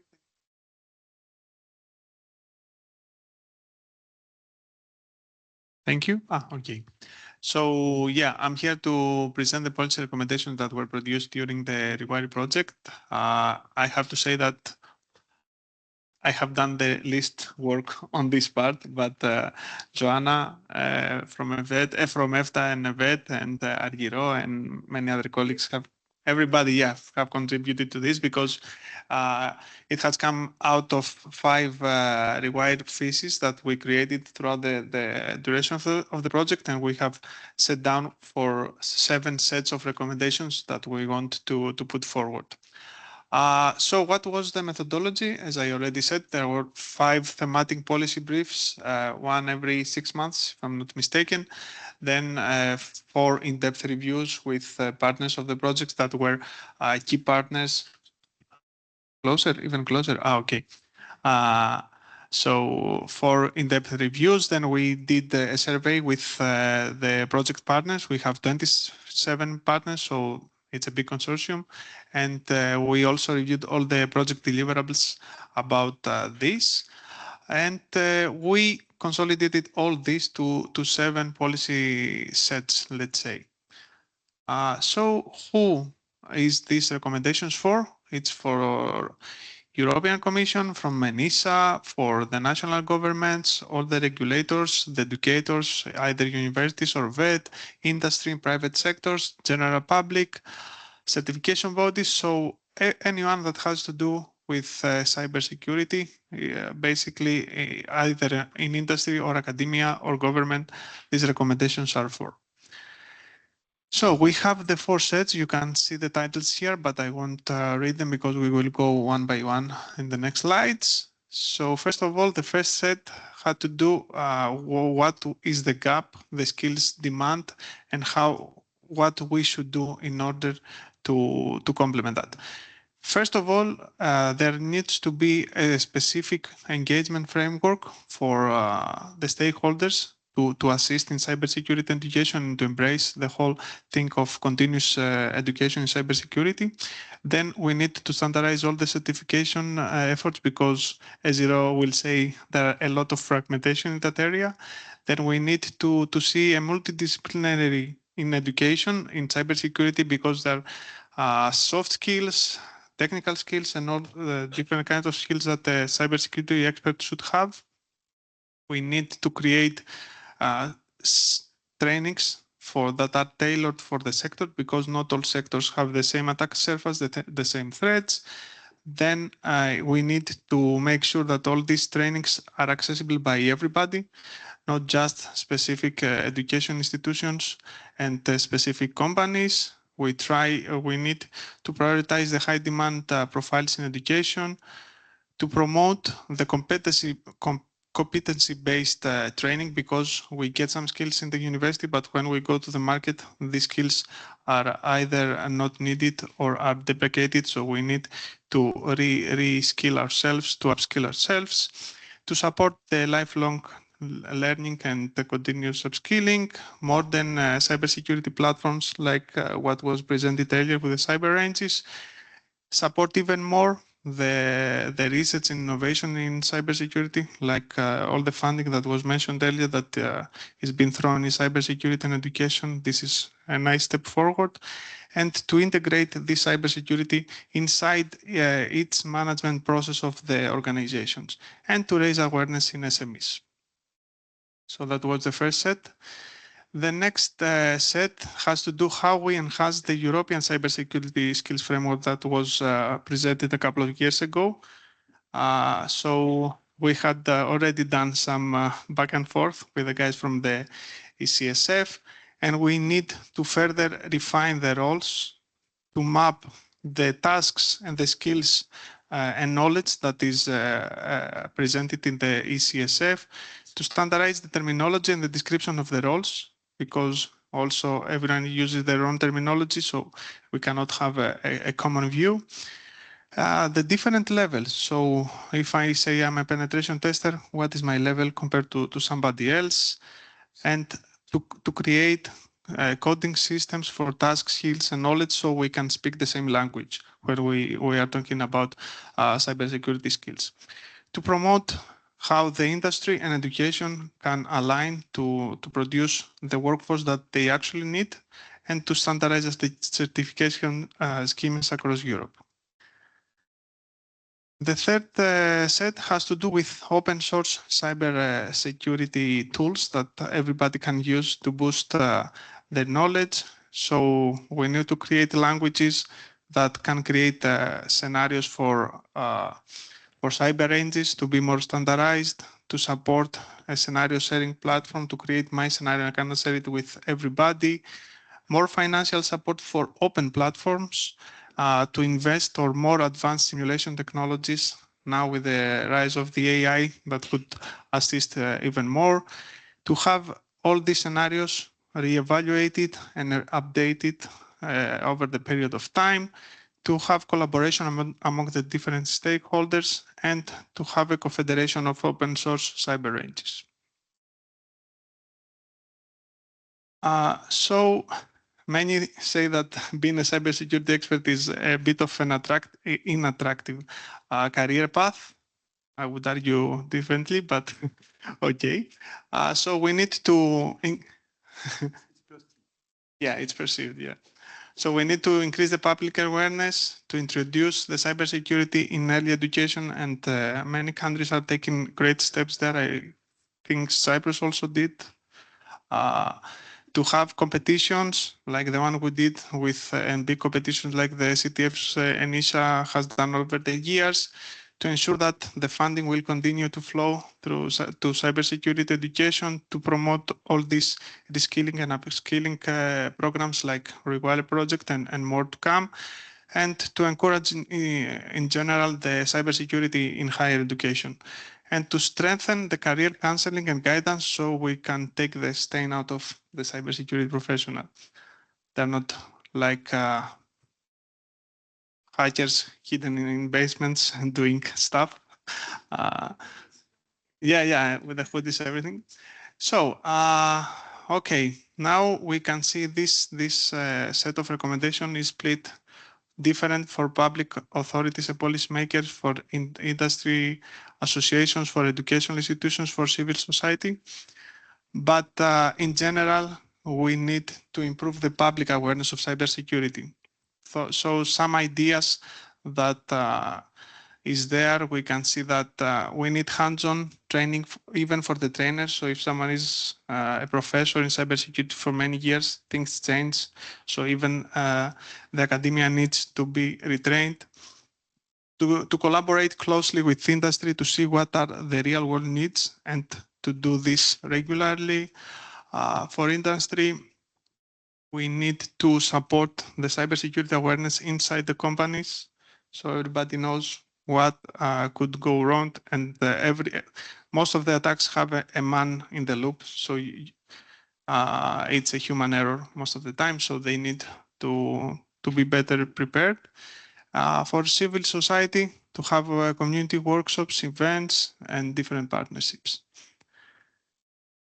I think I missed something about the gender. Yeah, where's the gender?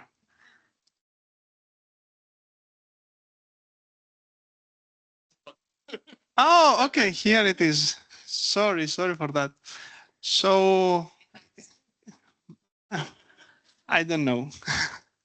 So, maybe today it's not a representative audience, but most of the times the people that are involved in cybersecurity are mostly men. And also this comes from different studies, and I'm sure Joanna could fill a whole session just about that. But yes, we need to have more gender inclusive policies and wording, how we promote jobs, what is the language that we use. We need to have equal pay for sure, inclusive hiring for companies, and equal access to training and opportunities, not just for women, but in general for minorities. For the trainings, we need to actively challenge all the stereotypes and to promote early engagement, to promote some experts from minorities and women experts, of course. And our data, when we are doing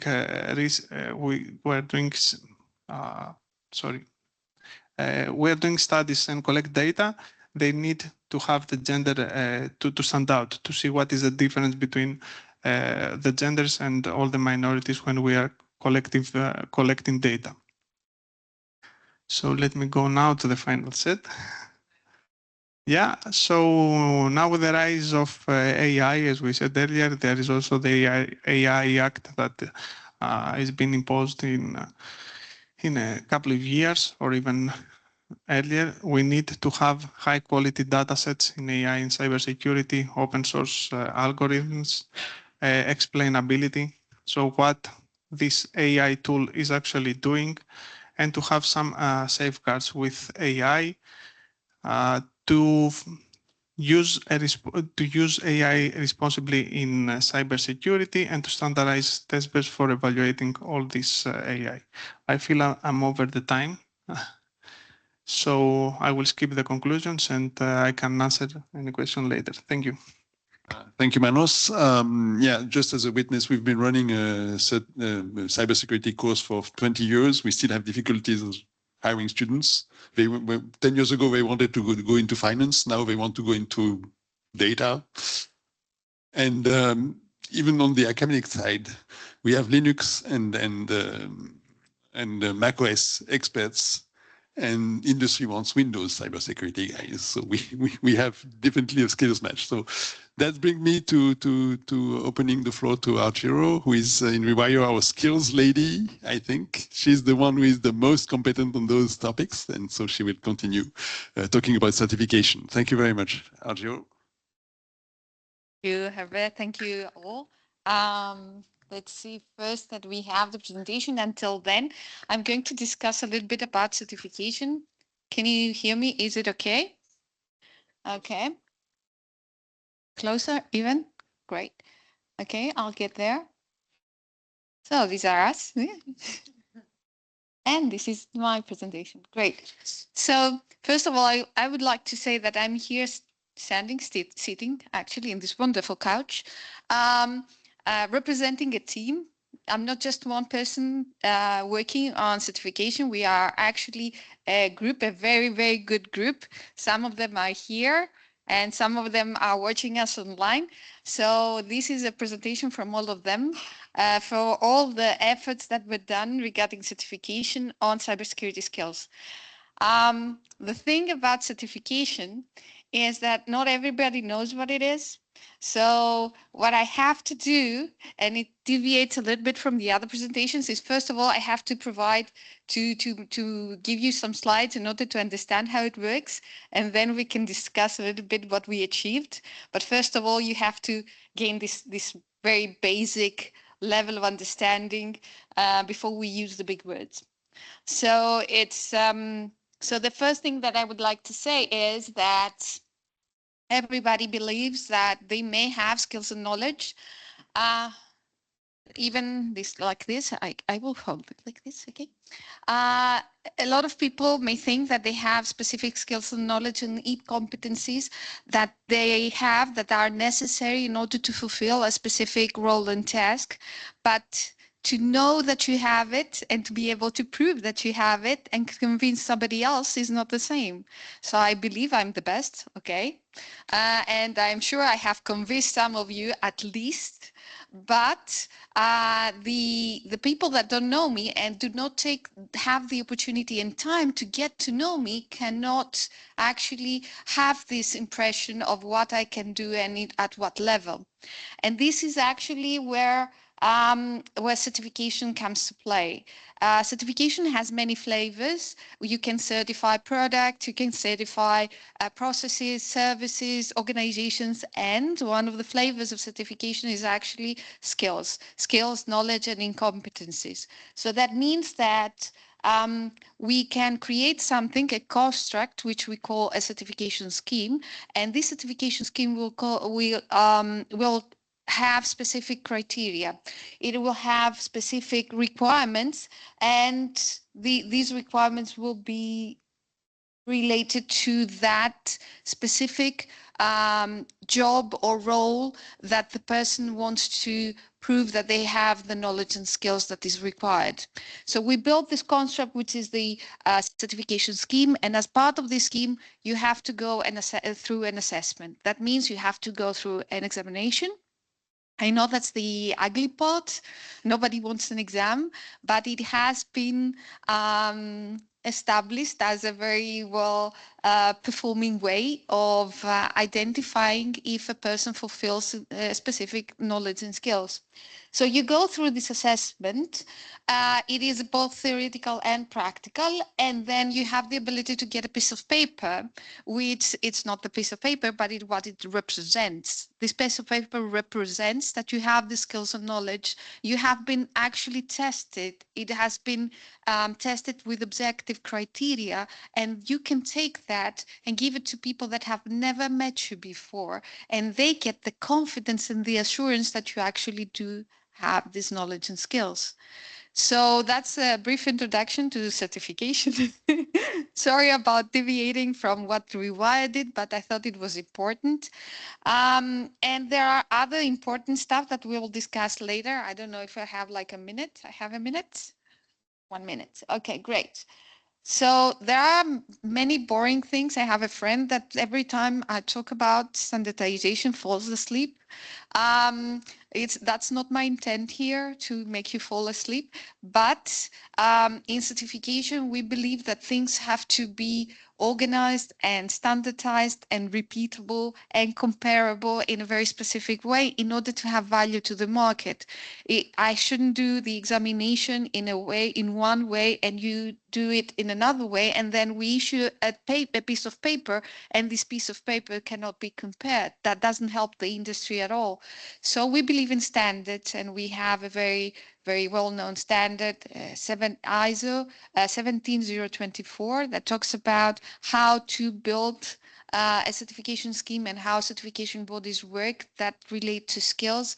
And of course, there was the work of a previous project, which was Concordia, that went in and actually made this generic standard, made it more specific to certification to cybersecurity skills. And then, of course, we have the ECSF, which has already been discussed a lot today. And I will leave the introduction at this point, and I will catch from this point on in the questions. So thank you very much. I'll give it back to EfVET. Thank you, Argiro. So we will open now the panel to our external participants, starting with Mr. Panolias from the Greek Cybersecurity Authority, so where he's in charge of strategic planning. Mr. Panolias, are you online? Yes, thank you very much. Okay, so you have the floor. Thank you very much for participating. Thank you very much. So first of all, it is an honor to speak with you today about an initiative of critical importance. What's that? Addressing the cybersecurity skills gap in Europe. As the previous presenter discussed about, cybersecurity is not just a technical challenge, it is a human challenge, and this is where we should all focus on.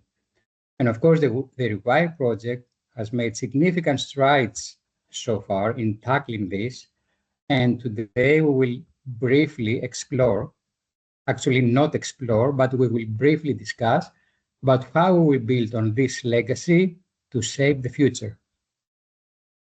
So, let me just share my screen with you. Oh, great. You have my PowerPoint presentation already. So actually, this is me. I'm Ioannis Panolias. I work as the head of Department of Strategic Planning at the National Cybersecurity Authority of Greece.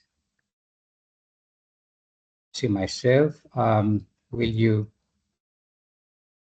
Yeah, great. I think that's much better now. Great. Thank you very much for this. So if we move to the next slide, please.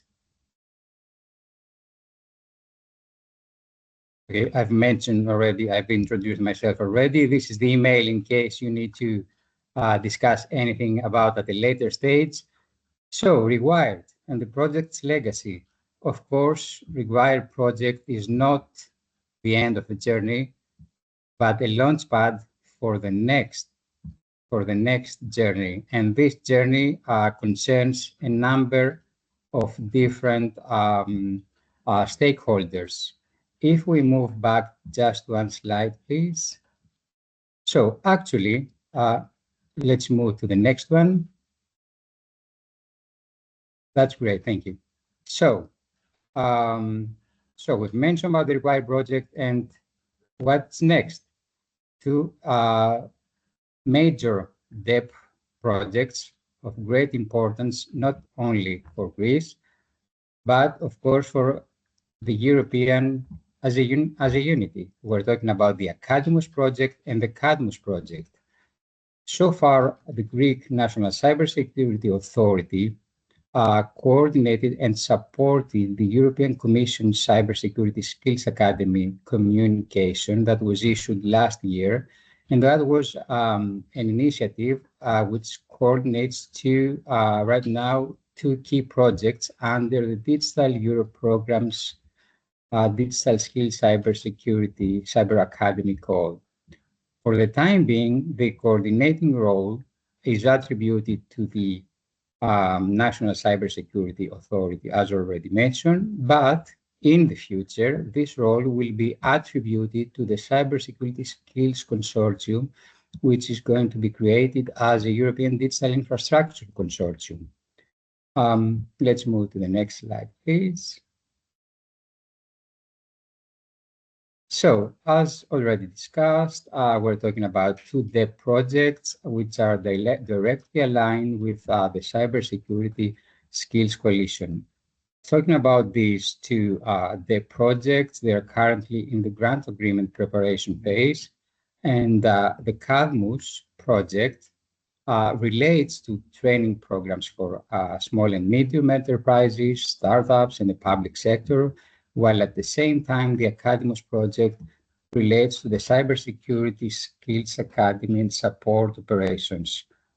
So far, the two consortia include several cybersecurity authorities, academia, security clusters from at least 6 or 7 member states. And the total budget of these two projects rises to 10 million euros. Next slide, please. Just a few words about the Cadmus project. So the Cadmus project tackles the skill shortage in Europe. It focuses on developing training programs, including cyber range projects, games, hackathons, boot camps, traineeships. We're talking about upskilling trainers, SME employees, civil servants, students, and the focus of it is to enhance the existing cybersecurity training initiatives and, of course, contribute to a stronger workforce that meets sector-specific and legislative needs. If we move to the next slide, we'll see a few, an update, some info about the Academus project. Academus project supports the creation of the European Cybersecurity Skills Academy. We mentioned before the communication that was issued by European Commission last year. The aim is to enhance cybersecurity training across the EU. Of course, close the skills gap, coordinate stakeholders, avoid any duplication of efforts with other major stakeholders, support the European cybersecurity skills framework, and develop tools and systems to monitor training initiatives. So the Academy is envisioned to become the next ecosystem in cybersecurity sector. The aim of Cybersecurity Skills Coalition, of course, it's the implementation of multi-country project in cybersecurity skills. And in this slide, you can see several objectives and tasks. For example, design training courses, provide on-the-job cybersecurity training courses, develop a data collection methodology to measure the cybersecurity skills gap, focus on the ENISA's ECSF, which is, of course, you all know, the European Cybersecurity Skills Framework, develop cybersecurity micro-credentials, build clear pathways to career in cybersecurity, establish online training resources, and in cooperation with the digital, of course, the DigiConnect, and leverage the digital jobs and skills platform, grow and improve cybersecurity pledges made by industry. If we move to the next slide, we can just see some of the advantages of becoming a member of this cybersecurity skills coalition. Among these advantages is, for example, to achieve digital decade targets collectively, that is through cooperation and collaboration with other member states, become the main implementing instrument for the Cybersecurity Skills Academy communication, provide a structured network and framework for cybersecurity skills initiatives, provide systematic synergy and collaboration between main actors such as the European Cybersecurity Skills Coalition, ENISA, and national coordination centers at EU level, achieve digital decade targets, and so on. So if we move to the next slide, please.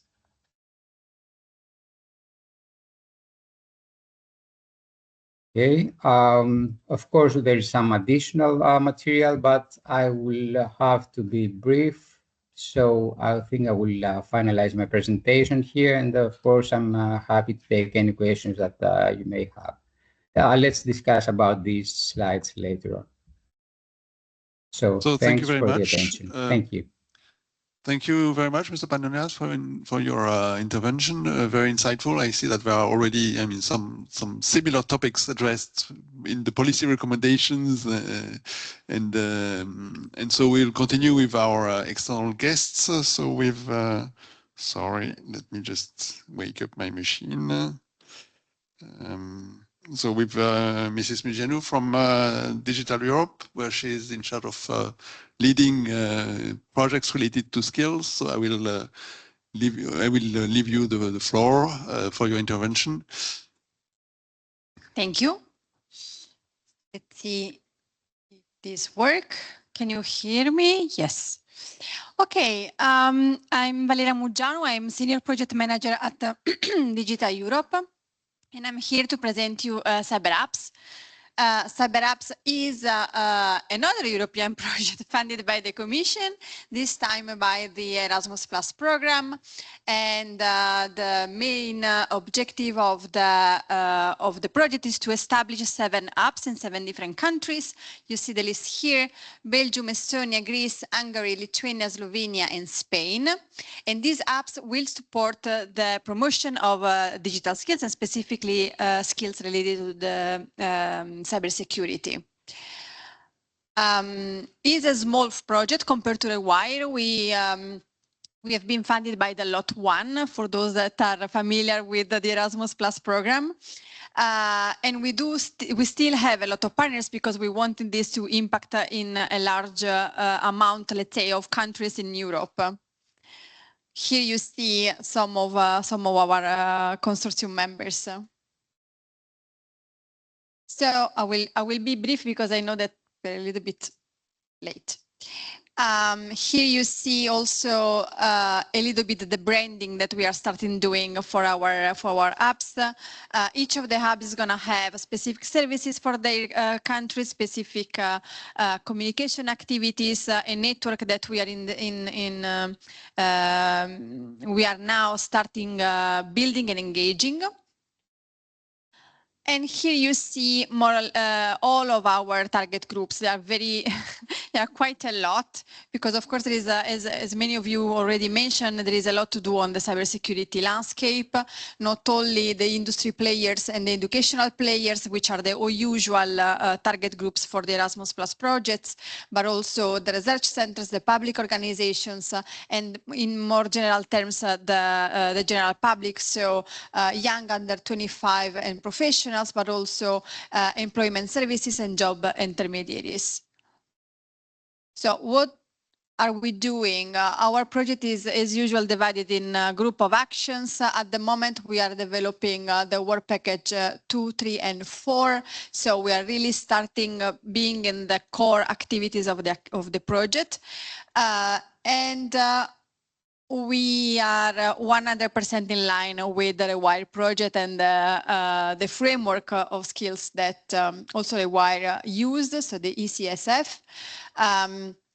This was one of our building blocks, of course, but starting from there, we did, and we just concluded our very first big milestone, so the need analysis, the skills need analysis that was performed at national level. So it means that what you're going to see here is a summary report that we, as a coordinator, we decided to develop, looking at the specifics of each of the country reports and trying to find out some patterns or some conclusions that could help us also performing our actions later on. So what did we find out? We found out that, for example, in terms of most needed roles, and again, this is something that is not very new for you, but is maybe a little bit updated to 24. The most needed roles are indeed Chief Information Security Officer, Cybersecurity Implementer, and Cyber Incident Responder. Other important roles are also the Cybersecurity Architect, Pen Tester, and Cybersecurity Auditor, which this last one I didn't hear about before today, so maybe that's also interesting from the audience. But there is a need for specialized and more technical role to combat the more sophisticated threats. So this is also in compliance with new regulations. We know that the new regulation is coming, is there, so we also need to take into account when developing new courses, what is there, what new regulations are there coming from the Commission. In this table, you're going to see the most needed skills, and what I would like to raise your attention on are not necessarily the cybersecurity skills or the IT-related skills, because those are, let's say, the usual one. But what we found out is that actually there is a very high need of organizational related skills, so strategic planning, risk management, business continuity, and process control. And this, I think, is very much in line with what the expert from ENISA was mentioning. So it's not anymore only about technical skills, but this needs to be a more comprehensive role that is taking into account how to manage the risks and how to process all of the strategic planning that a company, for example, needs to put in place to avoid those risks or to manage those risks.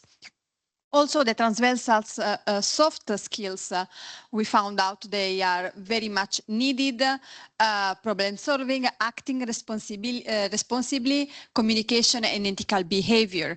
Again, the pattern that we found is that technical, even the very technical roles requires a very diverse range of skills that are not necessarily only the technical one, which are of course mandatory in a way, but still not enough anymore. Okay. So what about the education? So what we found out is that programs do not cover sufficiently the technical skills. So this is already a big issue. Many countries lack comprehensive programs. So basically, in order to reach the competencies needed for a certain role, you need to attend to have more than one training. So that also create a burden or create an issue when it comes to experts to develop their skills. And necessarily learners need to combine qualifications to reach the ECSF role level. So again, this is a little bit in line with what you were mentioning about. There is very much fragmentation also in the certifications, right? And again, in many countries, the education do not match the need.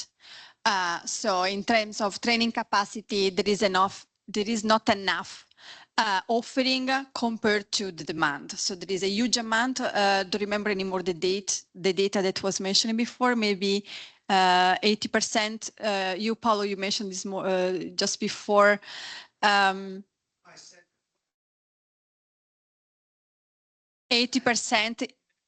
in the next 5 years. We are absolutely not there. There is absolutely not enough offering for covering that need. So yeah, these are our findings. So for the moment, we only have big question marks if you want. Our next step will be to develop the services that the apps are going to be providing at national level. So I cannot tell you a little much more about it because we are still in the process. But yes, if you want to stay in touch with us, you can follow, of course, we have our website, but we also have a very active LinkedIn page. So please follow up. I'm sure that you're going to get a lot of interesting content. And I'm here for questions, of course. Thank you very much. So I will now continue with our panelists. With Justina, I'm sorry, I'm going to make a mess of it. Okay, who is the innovation director at the Digital SME Alliance, and she's been also largely working on skills in that organization. So please. Thank you very much. Good afternoon, everyone, and thank you, REWIRE Project, for inviting and having us here in this panel. It's a pleasure to be here with fellow speakers. So I don't have slides. I hope I can be entertaining enough, and definitely will try to be short. As the name suggests, European Digital SME Alliance, we represent small, medium-sized enterprises, 45,000 of them in ICT sector. So as you can imagine, our companies in the ICT sector are very diverse. Some are users of cybersecurity solutions because, for instance, we work with IoT or we provide some digital consultancy services. So we might use cybersecurity solutions as users, while others are the providers of cybersecurity solutions, so on much more advanced path and probably need much more advanced services and trainings. In this background, of course, we also have different needs. So there was indeed quite some information mentioned by Paulo and colleagues. So just for a very, very short imagination, those that do use cybersecurity solutions, even in ICT field, still largely fail. So we have heard these dramatic numbers perhaps many times in different cybersecurity conferences that for SMEs, once big cyber attack happens to them, the threat of business closing is really high because 60% of them do not survive more than 6 months. And that's the case even for those advanced ICT solution providers. It's exactly the same story. Still, however, we know also quite some numbers from various commissions reports that despite that, even ICT companies do not invest enough into cybersecurity, do not invest enough in training. Only around 30% of companies in the sector train their staff or upskill their staff in cybersecurity. So issues are clearly there, while for the providers, of course, we face skills gap that we already mentioned a few times. We face also difficulties in retention of the talent. We have a lot of outstanding boutique cybersecurity companies, usually small ones, but often having very niche expertise and offering very big solutions for governments, for strategic infrastructure. However, these are usually run by the founders themselves. And once these people want to pass the legacy to young people, it's really difficult, especially for SMEs, because of course, many young talents think it's really nice to work for big tech, to have, I don't know, Google to stay in your own CV, but when they do not realize how much of actual practical experience and knowledge, how fast one can get that in an SME. So of course, here there are different problems facing the skills gap. Now, what we do in Digital SME, we also run a lot of projects with Digital Europe. We have Digital for Security, where we also develop master courses. We have our SME Isaac initiative, whereby we provide information sharing on the latest vulnerabilities between SMEs and tools for them to counter that together. We have also recently launched our training for SMEs on how to use existing standards, mostly building on ISO 27002, who knows, but basically it's information security controls and how to address them for companies. So we do a lot of initiatives, but perhaps focusing more on how we came together with REWIRE's history and sustainability and future of it. So I don't even know if all REWIRE partners remember that, but I do. We first engaged with REWIRE in 2021, when I invited Andrews to talk about blueprints and pathways for the future of cybersecurity in Europe, because we've been by that time involved with what used to be a pilot project for cybersecurity competence center. So center is up and running today. And REWIRE is here with a lot of achievements that were presented. So it's really a nice path that I think we followed and I have seen you growing into. Today, I actually asked ChatGPT on the questions that were provided to us, like, does ChatGPT have something to say to help me prepare to the panel? And one of the things that it said, you should look up at REWIRE project. It has some interesting insight on it. So well done, guys. You made it to ChatGPT? Yeah, I'm not sure it's an achievement, if I may. I think it is. It might be an hallucination. It's still doing not so good with references. So the fact that you already get there, recognition in a certain way. But what we did in the past years with REWIRE is that we worked very closely from European Commission's Pact for Skills. That is a kind of bottom-up initiative that helps to upskill Europeans, reskill and train and make future workforce more ready for the challenges that we are out there. And Digital SME happens to coordinate industrial vertical for ICT, which is called large-scale partner, digital ecosystem large-scale partnership. And in here, we have collaborated very closely with REWIRE in the recent years to also organize matchmaking activities for stakeholders to develop similar blueprints, something similar to REWIRE. So we had some exemplary projects there to show how they've been working in these years. And I think this could be a way to sustain what you had as well, because we have a big community and also presented also the future the community for cybersecurity could also, be a good way. So I think what's important in Europe, if we look for future of and sustainability of it, is that we do have trainings, we do have initiatives. We think is how we collaborate and how we work together to make sure that we do not duplicate the efforts. And what you are doing is also, I think, great in Cyber Hubs, right? That you put together what's there to scale it and to do it together.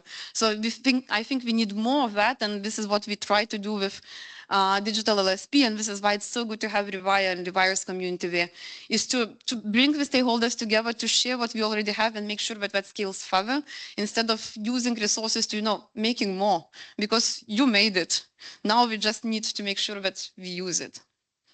Okay, I'll leave it here. So thank you very much. So I will now pass the floor to Saskia Briskman from the Women from Cyber Foundation. I should remember, I saw that emerge from EXO a few years ago, and I actually congratulate you for being there, because it's an achievement that this organization came up and became autonomous. So you have the floor. Thanks. Thank you very much, Herbert. So my name is Saskia, and I work for Women for Cyber, for the Women for Cyber Foundation, as a coordinator of our activities. But before, for those that don't know us, I'll share a little bit about what we do. But before that, I want to share some numbers, because we've always been talking about the skills gap, which is the reason for most of these projects to exist. No, I don't have a slide. And also we've mentioned, Manos just mentioned the importance of diversity. Michael Hortgard also mentioned it in the first panel, but I'd like to share the data on why this is important for not only for the women and the underrepresented minorities, but for everyone in the sector. So according to the latest study from ISC2, which actually came out a few weeks ago, there is a skills gap of 4 million people worldwide, which keeps increasing every year. And the plan is that it will keep increasing for the next 10 years. And that is 4 million people worldwide. In Europe, it is estimated as 350,000 people. That is almost a third of the population of Brussels to get the amount of people that we're missing. And this obviously poses a security risk to everyone, because that means that we have 350,000 open positions and a large number of companies that do not have enough security. Companies, and this affects them financially, but this also includes governments, this includes public services, this includes hospitals, police, traffic, whatever. It includes absolutely everything.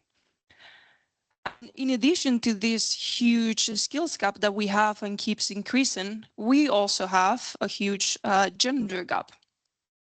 Is it estimated now that the percentage of women in cybersecurity ranges from 20 to 25% worldwide?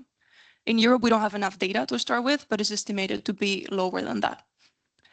And this is important not only to target the skills gap that we have. We need more people in, so we should obviously tap into the part of the population that is not being involved at the moment. We should also involve women, because there are so many opportunities in the sector and everyone should benefit from them. But also, and I don't want to say most importantly, because I do think that women should benefit from it.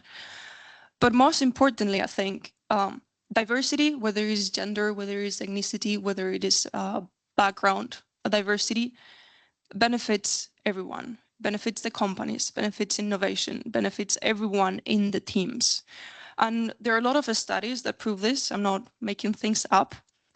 The most relevant one is a study by McKinsey & Company from last year, and they have really interesting numbers.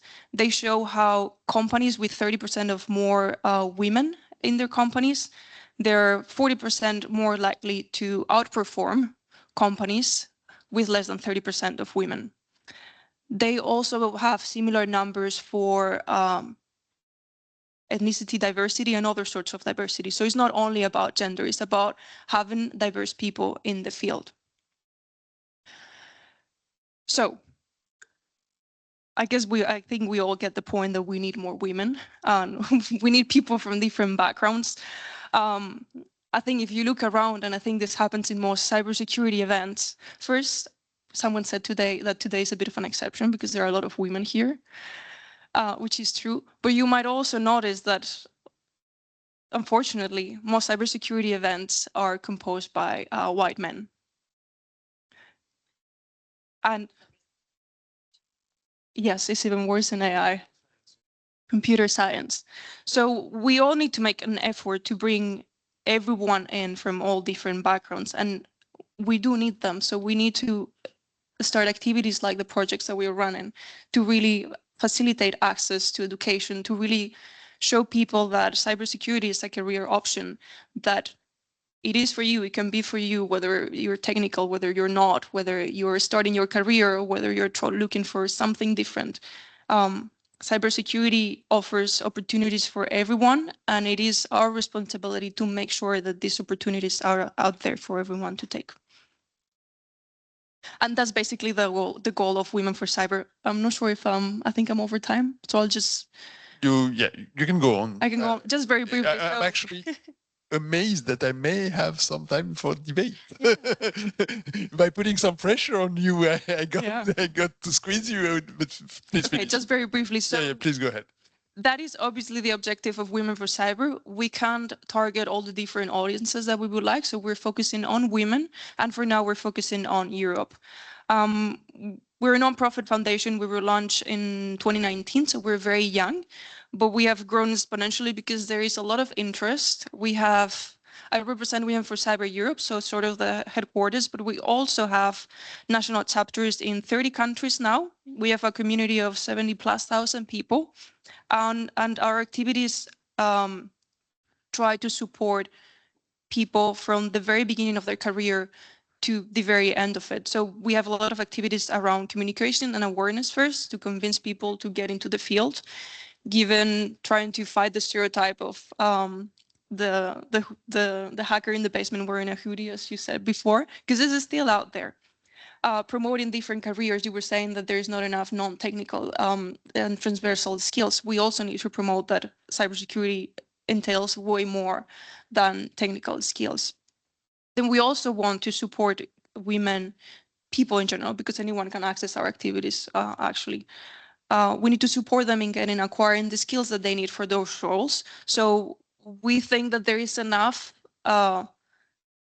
education out there, so we do not create our own education. We also don't have the resources for that, but that's what we partner with projects like you and other organizations to be able to offer the existing education that is out there to our community.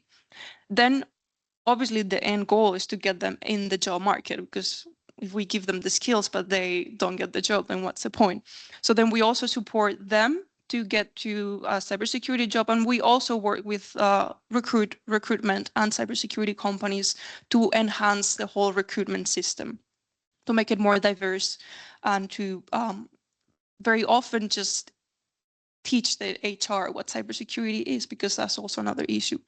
And then lastly, we've also mentioned that retention is also an issue. So we also need to support women once they are in cybersecurity to advance in their careers and to grow within those roles. And I'm just going to make a small call. We also have mentorship programs that are a flagship project. We've mentored 1,700 people in the last 4 years. We have around 500 people being mentored at the moment, and we're targeting another 500 for the next six months. So we always need, we're always looking for mentors. That can be any kind of cybersecurity professional from any field, technical, non-technical. We encourage men to join our programs because we can't bridge the gap, but only including women. We need everyone in. So if you're interested, you can check our website, and we have applications open at the moment. Yes, and we can ask Paolo to relay that on our REWIRE, LinkedIn, or Twitter accounts.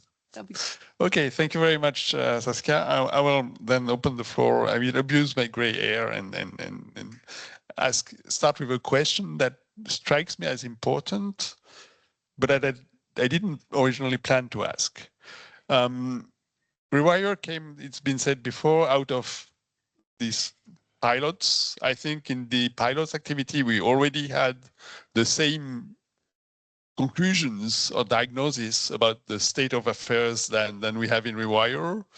I've seen it in other projects too, but also national projects on training, which are making the same conclusion.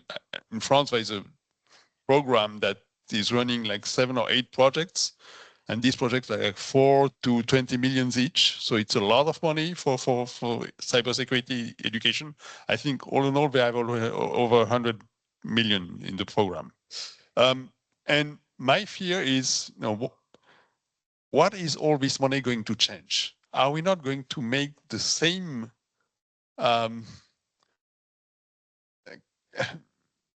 diagnosis 5 or 10 years from now? What can we do to change that? Does anyone want to start? I can share a few. Okay. I think there is a structural problem, at least at the moment, and it's a pipeline issue, right? Like we need more people, but they need to, as they say, we gotta start them young. In order to not be in the same place in 15 years, as you're saying, we really need to change the amount of people that are getting into the sector. And for that, we really need to first, through policymakers, we need to get cybersecurity in the curricula from a very early age. And we're talking about cybersecurity, we will probably also include AI, and in 5 years, we will be talking about something else. But the educational systems in all countries, they need to adapt way faster. And a very interesting project that, or activity that we're running is also, I don't remember the name of the activity, but instead of targeting the kids, we're targeting the parents.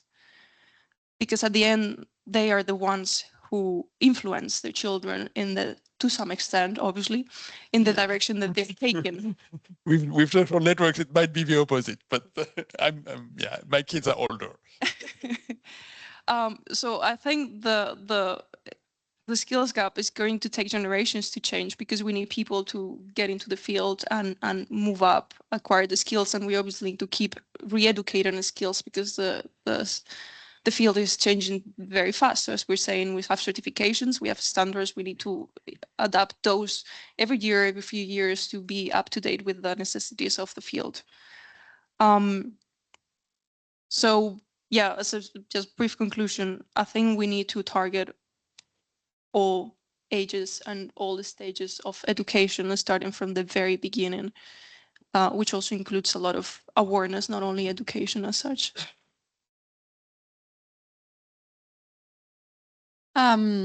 To complement a little bit what has been said already, what are we doing in CyberApps is instead supporting the upskilling and reskilling, because it also happened that you are in the market, but for some reason your role or your position is not so much needed as before, and so you need to reallocate yourself and find new opportunities. So cybersecurity can be and should be one of the interesting opportunities and choices for the in the market. At the same time, what I see, or what I feel this is happening at the moment, is a big push from the Commission, highlighting how much cybersecurity is important for everybody, not only for, again, for the strategic infrastructure or for the public services. This is something that is affecting each and single small SMEs. So basically, also, I don't know, your uncle that has a whatever enterprise selling something online is affected by that. So this needs to be much more highlighted. And I think that there is a push on this sense. My impression is that, however, at national level, we have an issue. So we might have a push from the Commission or from more, let's say, European organizations that are more aware of the threat that we are also trying to defend ourselves from. But national level is much more different, also because education is not an European competence or the European Commission competence. So this is, I think that at national level, we also need to, all of us that are working on cyber at the European level needs to really work with the national governments and the national authorities to try to make it work. Otherwise, we won't reach, we're not going to fill the gap.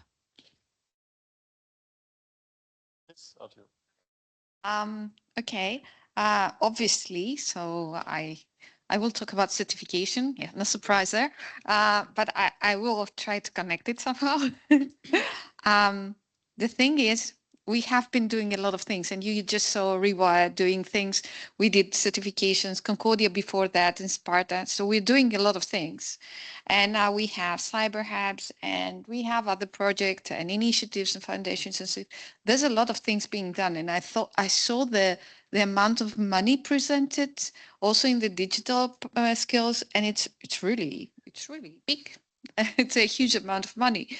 So, but I was yesterday in a discussion, and they said, if we get all the people that we have that are coming out from new masters, like 50 per master degree every year, maybe, and you take into account the fact that not all of them will join cybersecurity, although they have a degree or a master's in cybersecurity, then they did a calculation. They actually did a calculation at that point at a national level, and they said, we will fill the gap. If it stays the same, nothing changes in about 70 years. So that didn't sound very optimistic, and it to me, it sounds like EfVET's fear is actually going to happen, so we are not going to make it.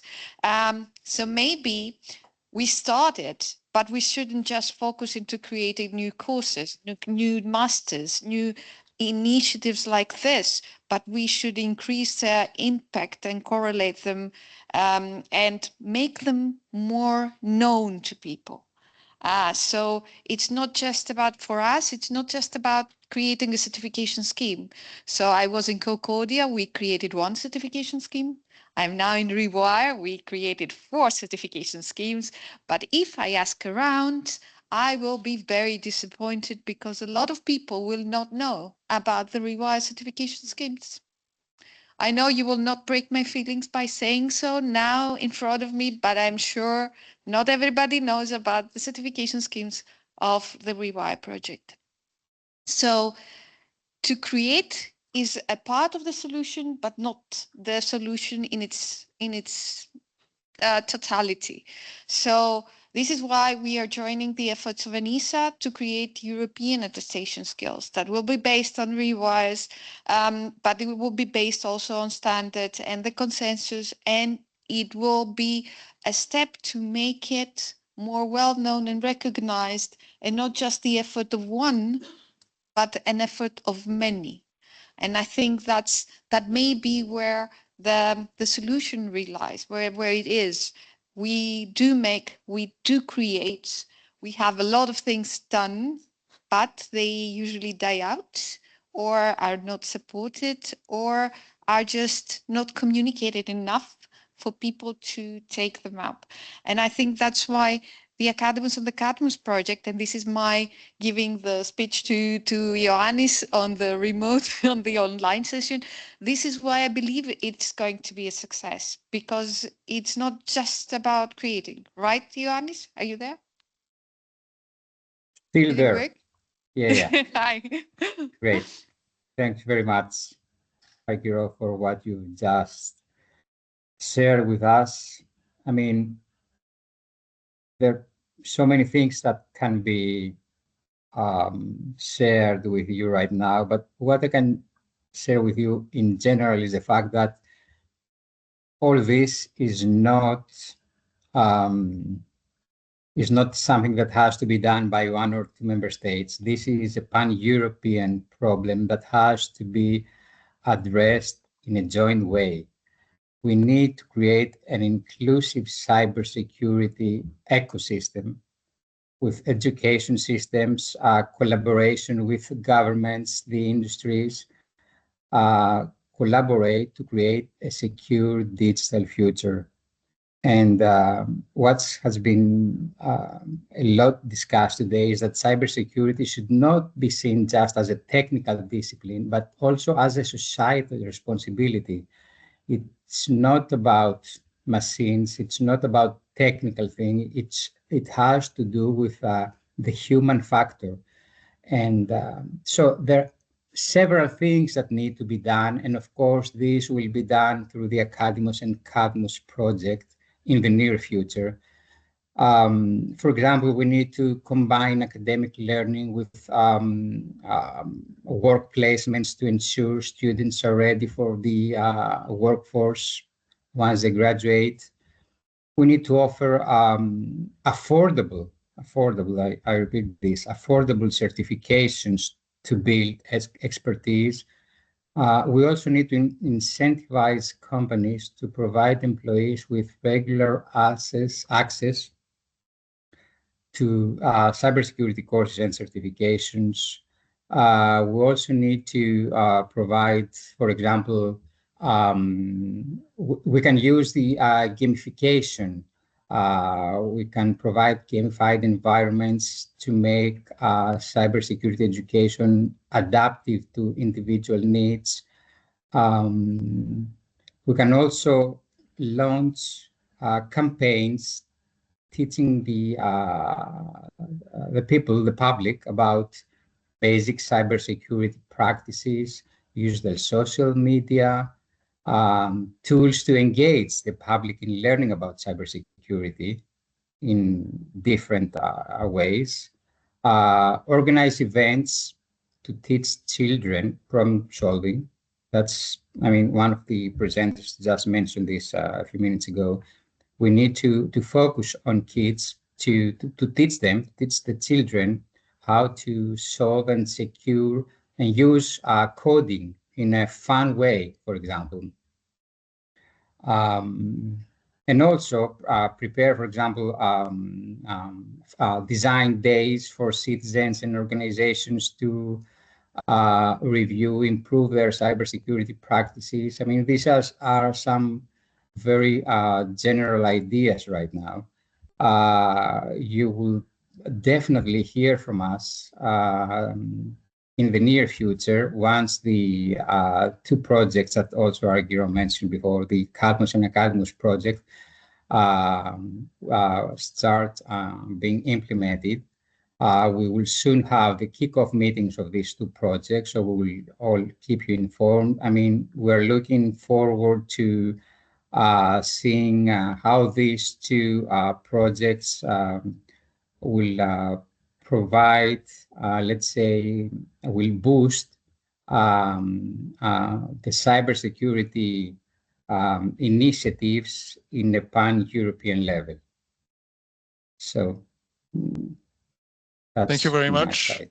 Thank you. Thank you very much. Please, yes, Manos. Yeah, so I don't think I fully agree with what you said, like that we are going to solve the same things in the future, because I think it's something that we have to do, because circumstances changes all the time. As Alan said earlier, we started with REWIRE with some things in mind, then the pandemic came, everything changed. We had cybersecurity, then the AI came, everything changes. And this happens over and over again.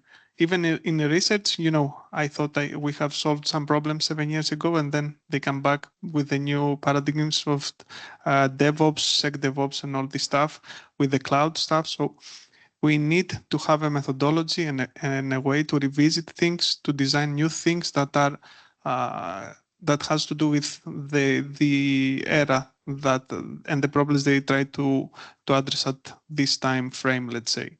So all these things, okay, we can create something great, but it will be deprecated in the future or not. Okay, I'm going to jump in and say that I think we will agree to disagree in the end for several reasons.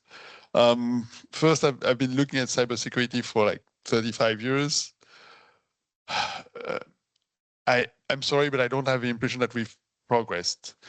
We have even more attacks than before. So to me, it seems that yes, there have been new concepts, new things that have been developed, new jobs, that new new jobs that have been invented, new functions in organizations, but it doesn't change the fact that fundamentally things in IT are fragile. And to me, it's particularly illustrative that we have an increasing number of incidents that are touching an increasing number of different organizations. Now we have hospitals that go down, city halls. So it's like I'm afraid that we're not making the progress that we should be making, and I'm actually wondering if we should invest in cybersecurity or if we should not invest in better IT. Because I have the impression that yes, we will want to increase the number of people that are cybersecurity experts, but shouldn't we have people that write better code so that we have less problems? To me, it's an interesting question. I want to quickly answer to you what you say. I more or less agree, but I think it's not only a problem in cybersecurity, it's a problem in ICT digital skills in general, because I came to Brussels a decade ago and I started in skills, and this is exactly the discussion we've been having there for ICT skills in general. So I do agree that the feeling is a little bit like, have we actually moved somewhere? Because the gap has been there, it's maybe just technology progressed. So back then maybe we spoke of basic coding skills or basic digital skills. Today we speak of more advanced skills, but we still are a little bit running like hamsters in that same wheel. On the other hand, have you tried to go to school and, I don't know, get attendance list of kids? They will be much more attentive when we are in this room about, but do you stand around and everyone sees my name? Is this compliant? So somehow we managed to do this revolution, for example, in private data protection. I don't know how. I don't know if it's almighty power of GDPR that made everyone somehow be naturally much more aware. And can we do something similar on that in cybersecurity to make, first of all, everyone naturally more aware? In this way, grow the generation where future entrepreneurs will say, okay, since I'm aware, I know that if I'm an IT company, I need very advanced cybersecurity, for which I need experts, or if I am not advanced company, I'm a baker, I probably need a simple solution, antivirus, and for what I have. Yeah, exactly. And do you need IT in your oven to bake the bread? Yeah. It's actually, I think it's a question that if we started thinking where we put IT to avoid cyber attacks, we would probably be better off. And then it's also about how can we make it cool in a way, because I think if you ask, many kids would like to do something on AI. And I think we might expect a boom of people entering AI as an education, just because we grow up using it and they think this is really nice. It's like gaming industry. At some point, it just boomed in Europe because many people found it nice thing to do, right? So I have a feeling that we might have a generation of quite many interesting AI, especially is growing. We are not there yet, but this generation that plays with it and thinks it's great, that we can create all the fake pictures and videos. How do we do that for cybersecurity is also a question, but just dropping an idea. Can we make it really cool? Here, that it is already cool, but we make it cooler with tools. Alan, do you agree? Cybersecurity is cool, but we make it cooler even. Great. Just one small thing about that. Okay, we have some distance of opinion, which makes it interesting. We'll discuss later. The thing is that it's whatever says, but I like to see the glass half full. So I think that legislatively, at least, we have a boost that we didn't have some years ago.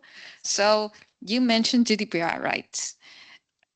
We had laws and regulations for privacy before 2018. Before GDPR came, we had something else, but nobody knew it. It was there in the different countries.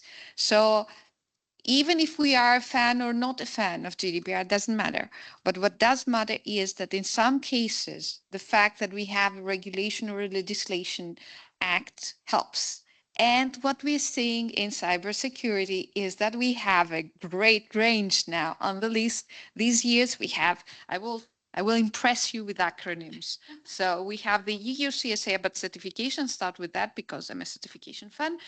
We have the EU CRA that was published today, officially published in the journal. We have the NIS, then the NIS2.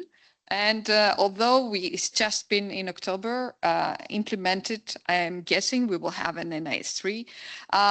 We have the Solidarity Act, and there are others coming also, and initiatives, and I think they will boost and they will help combine the things that are needed in order to move forward. And tooling is not by itself enough. You need competent people to use the tools to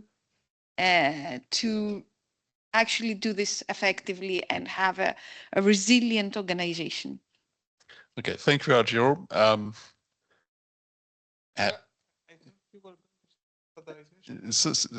I'm being too close, Manos, so I will hijack. I've been told that by my manager that we should not. Okay, one question. Quick question. Quick, I don't know. Good evening, citizens. My name is Angelos Harlaftis, Epavos Advisors.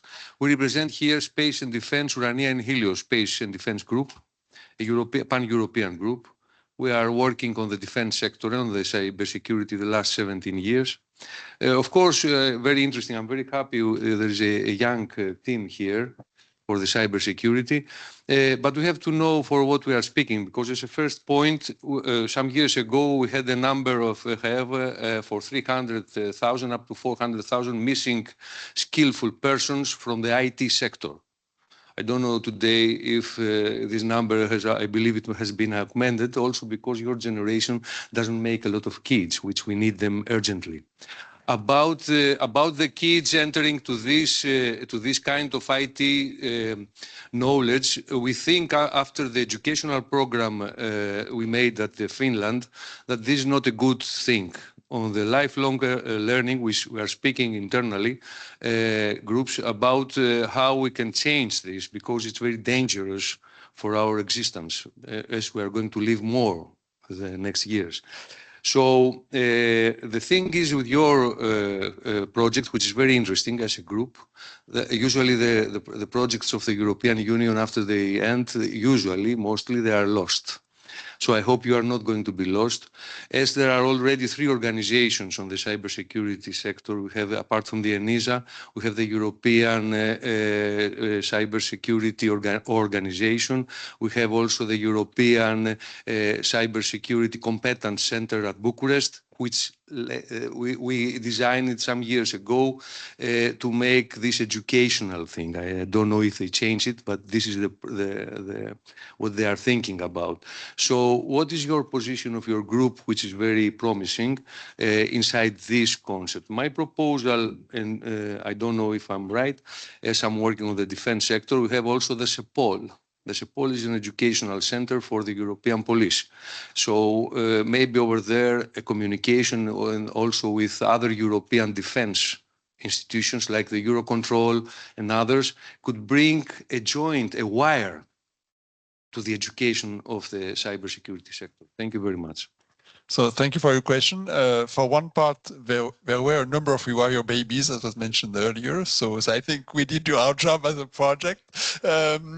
Actually, I would second your thing, and I have to say that as an academic, I see more regularly the French army or defense forces or the French defense industry come to us for cybersecurity talent. Any one of you would like to take the floor? Yes. I just want to bring my impression, my very small point of view, which is a person working for Digital Europe. In Digital Europe, we never had a group of policy people working on defense. That changed. We now have a group. We now have a director working for defense on Digital Europe.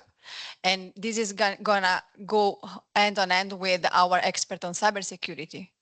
So for me, indeed, I didn't want to mention it because it looks a little bit dark, but with all of is happening in Europe and not only in Europe and all of the threats that we are seeing around us, defense is becoming more and more a topic, and we need to be aware of this, can give a push also to the cybersecurity in the sense that more and more investment from also big tech are going to arrive on cybersecurity because of this, let's say, defense need.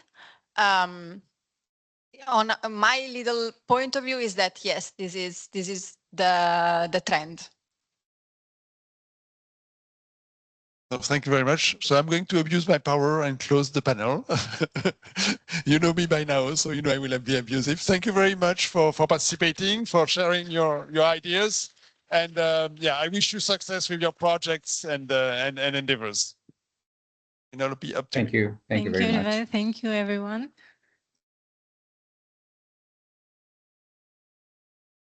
So with this interesting discussion, I would like to close this this interesting event. So it's not another REWIRE event, it's the final event of REWIRE. So I would like to invite Andrews again for the epilogue of this event as well as for the epilogue of the project. Thank you very much, Penelope. And indeed, all good things come to an end. It's REWIRE final conference is not an exception. As you can see, before going into this bittersweet speech, ending speech of the final conference, I would like to draw attention of everyone attending today in person or through Teams that use this QR code. We need badly and highly desirable thing to get answers from you on the event, because it's helps us also for the future. But apart of that, we heard today a lot of various presentations. You heard the very essence about the REWIRE, what we did during the 4 years, and it's time to say thank you. So first of all, I would like to start and thank for European Commission, which made this project possible, which took into account that during REWIRE's life, during the 4 years when REWIRE from the beginning to the end was active, REWIRE is still active. It's not the end for REWIRE yet. Commission took into account the changing landscape of cybersecurity skills, took into account that we had COVID, took into account that ENISA published European Cybersecurity Skills Framework, and it agreed with some amendments that the project requested. I also mostly want to thank for all the partners of REWIRE, all 25 partners we have, for their efforts, for all individuals that used their knowledge, skills, so that cybersecurity skills and knowledge can be developed. Also, I want to thank for everyone who attended today, who expressed their interest and who were with us during the final conference. I want to remind you, REWIRE Project EU webpage is there. If you liked what you heard, if you want more to know, please visit it. Please check the deliverables. Virtual learning environment is still available. Please use these tools. And the last thing, even though it's a final conference and the thank you session, the very end, I have also a hope. And I hope it's not the end of REWIRE, and we still will see each other in the future. So thank you, everyone, and have a good evening.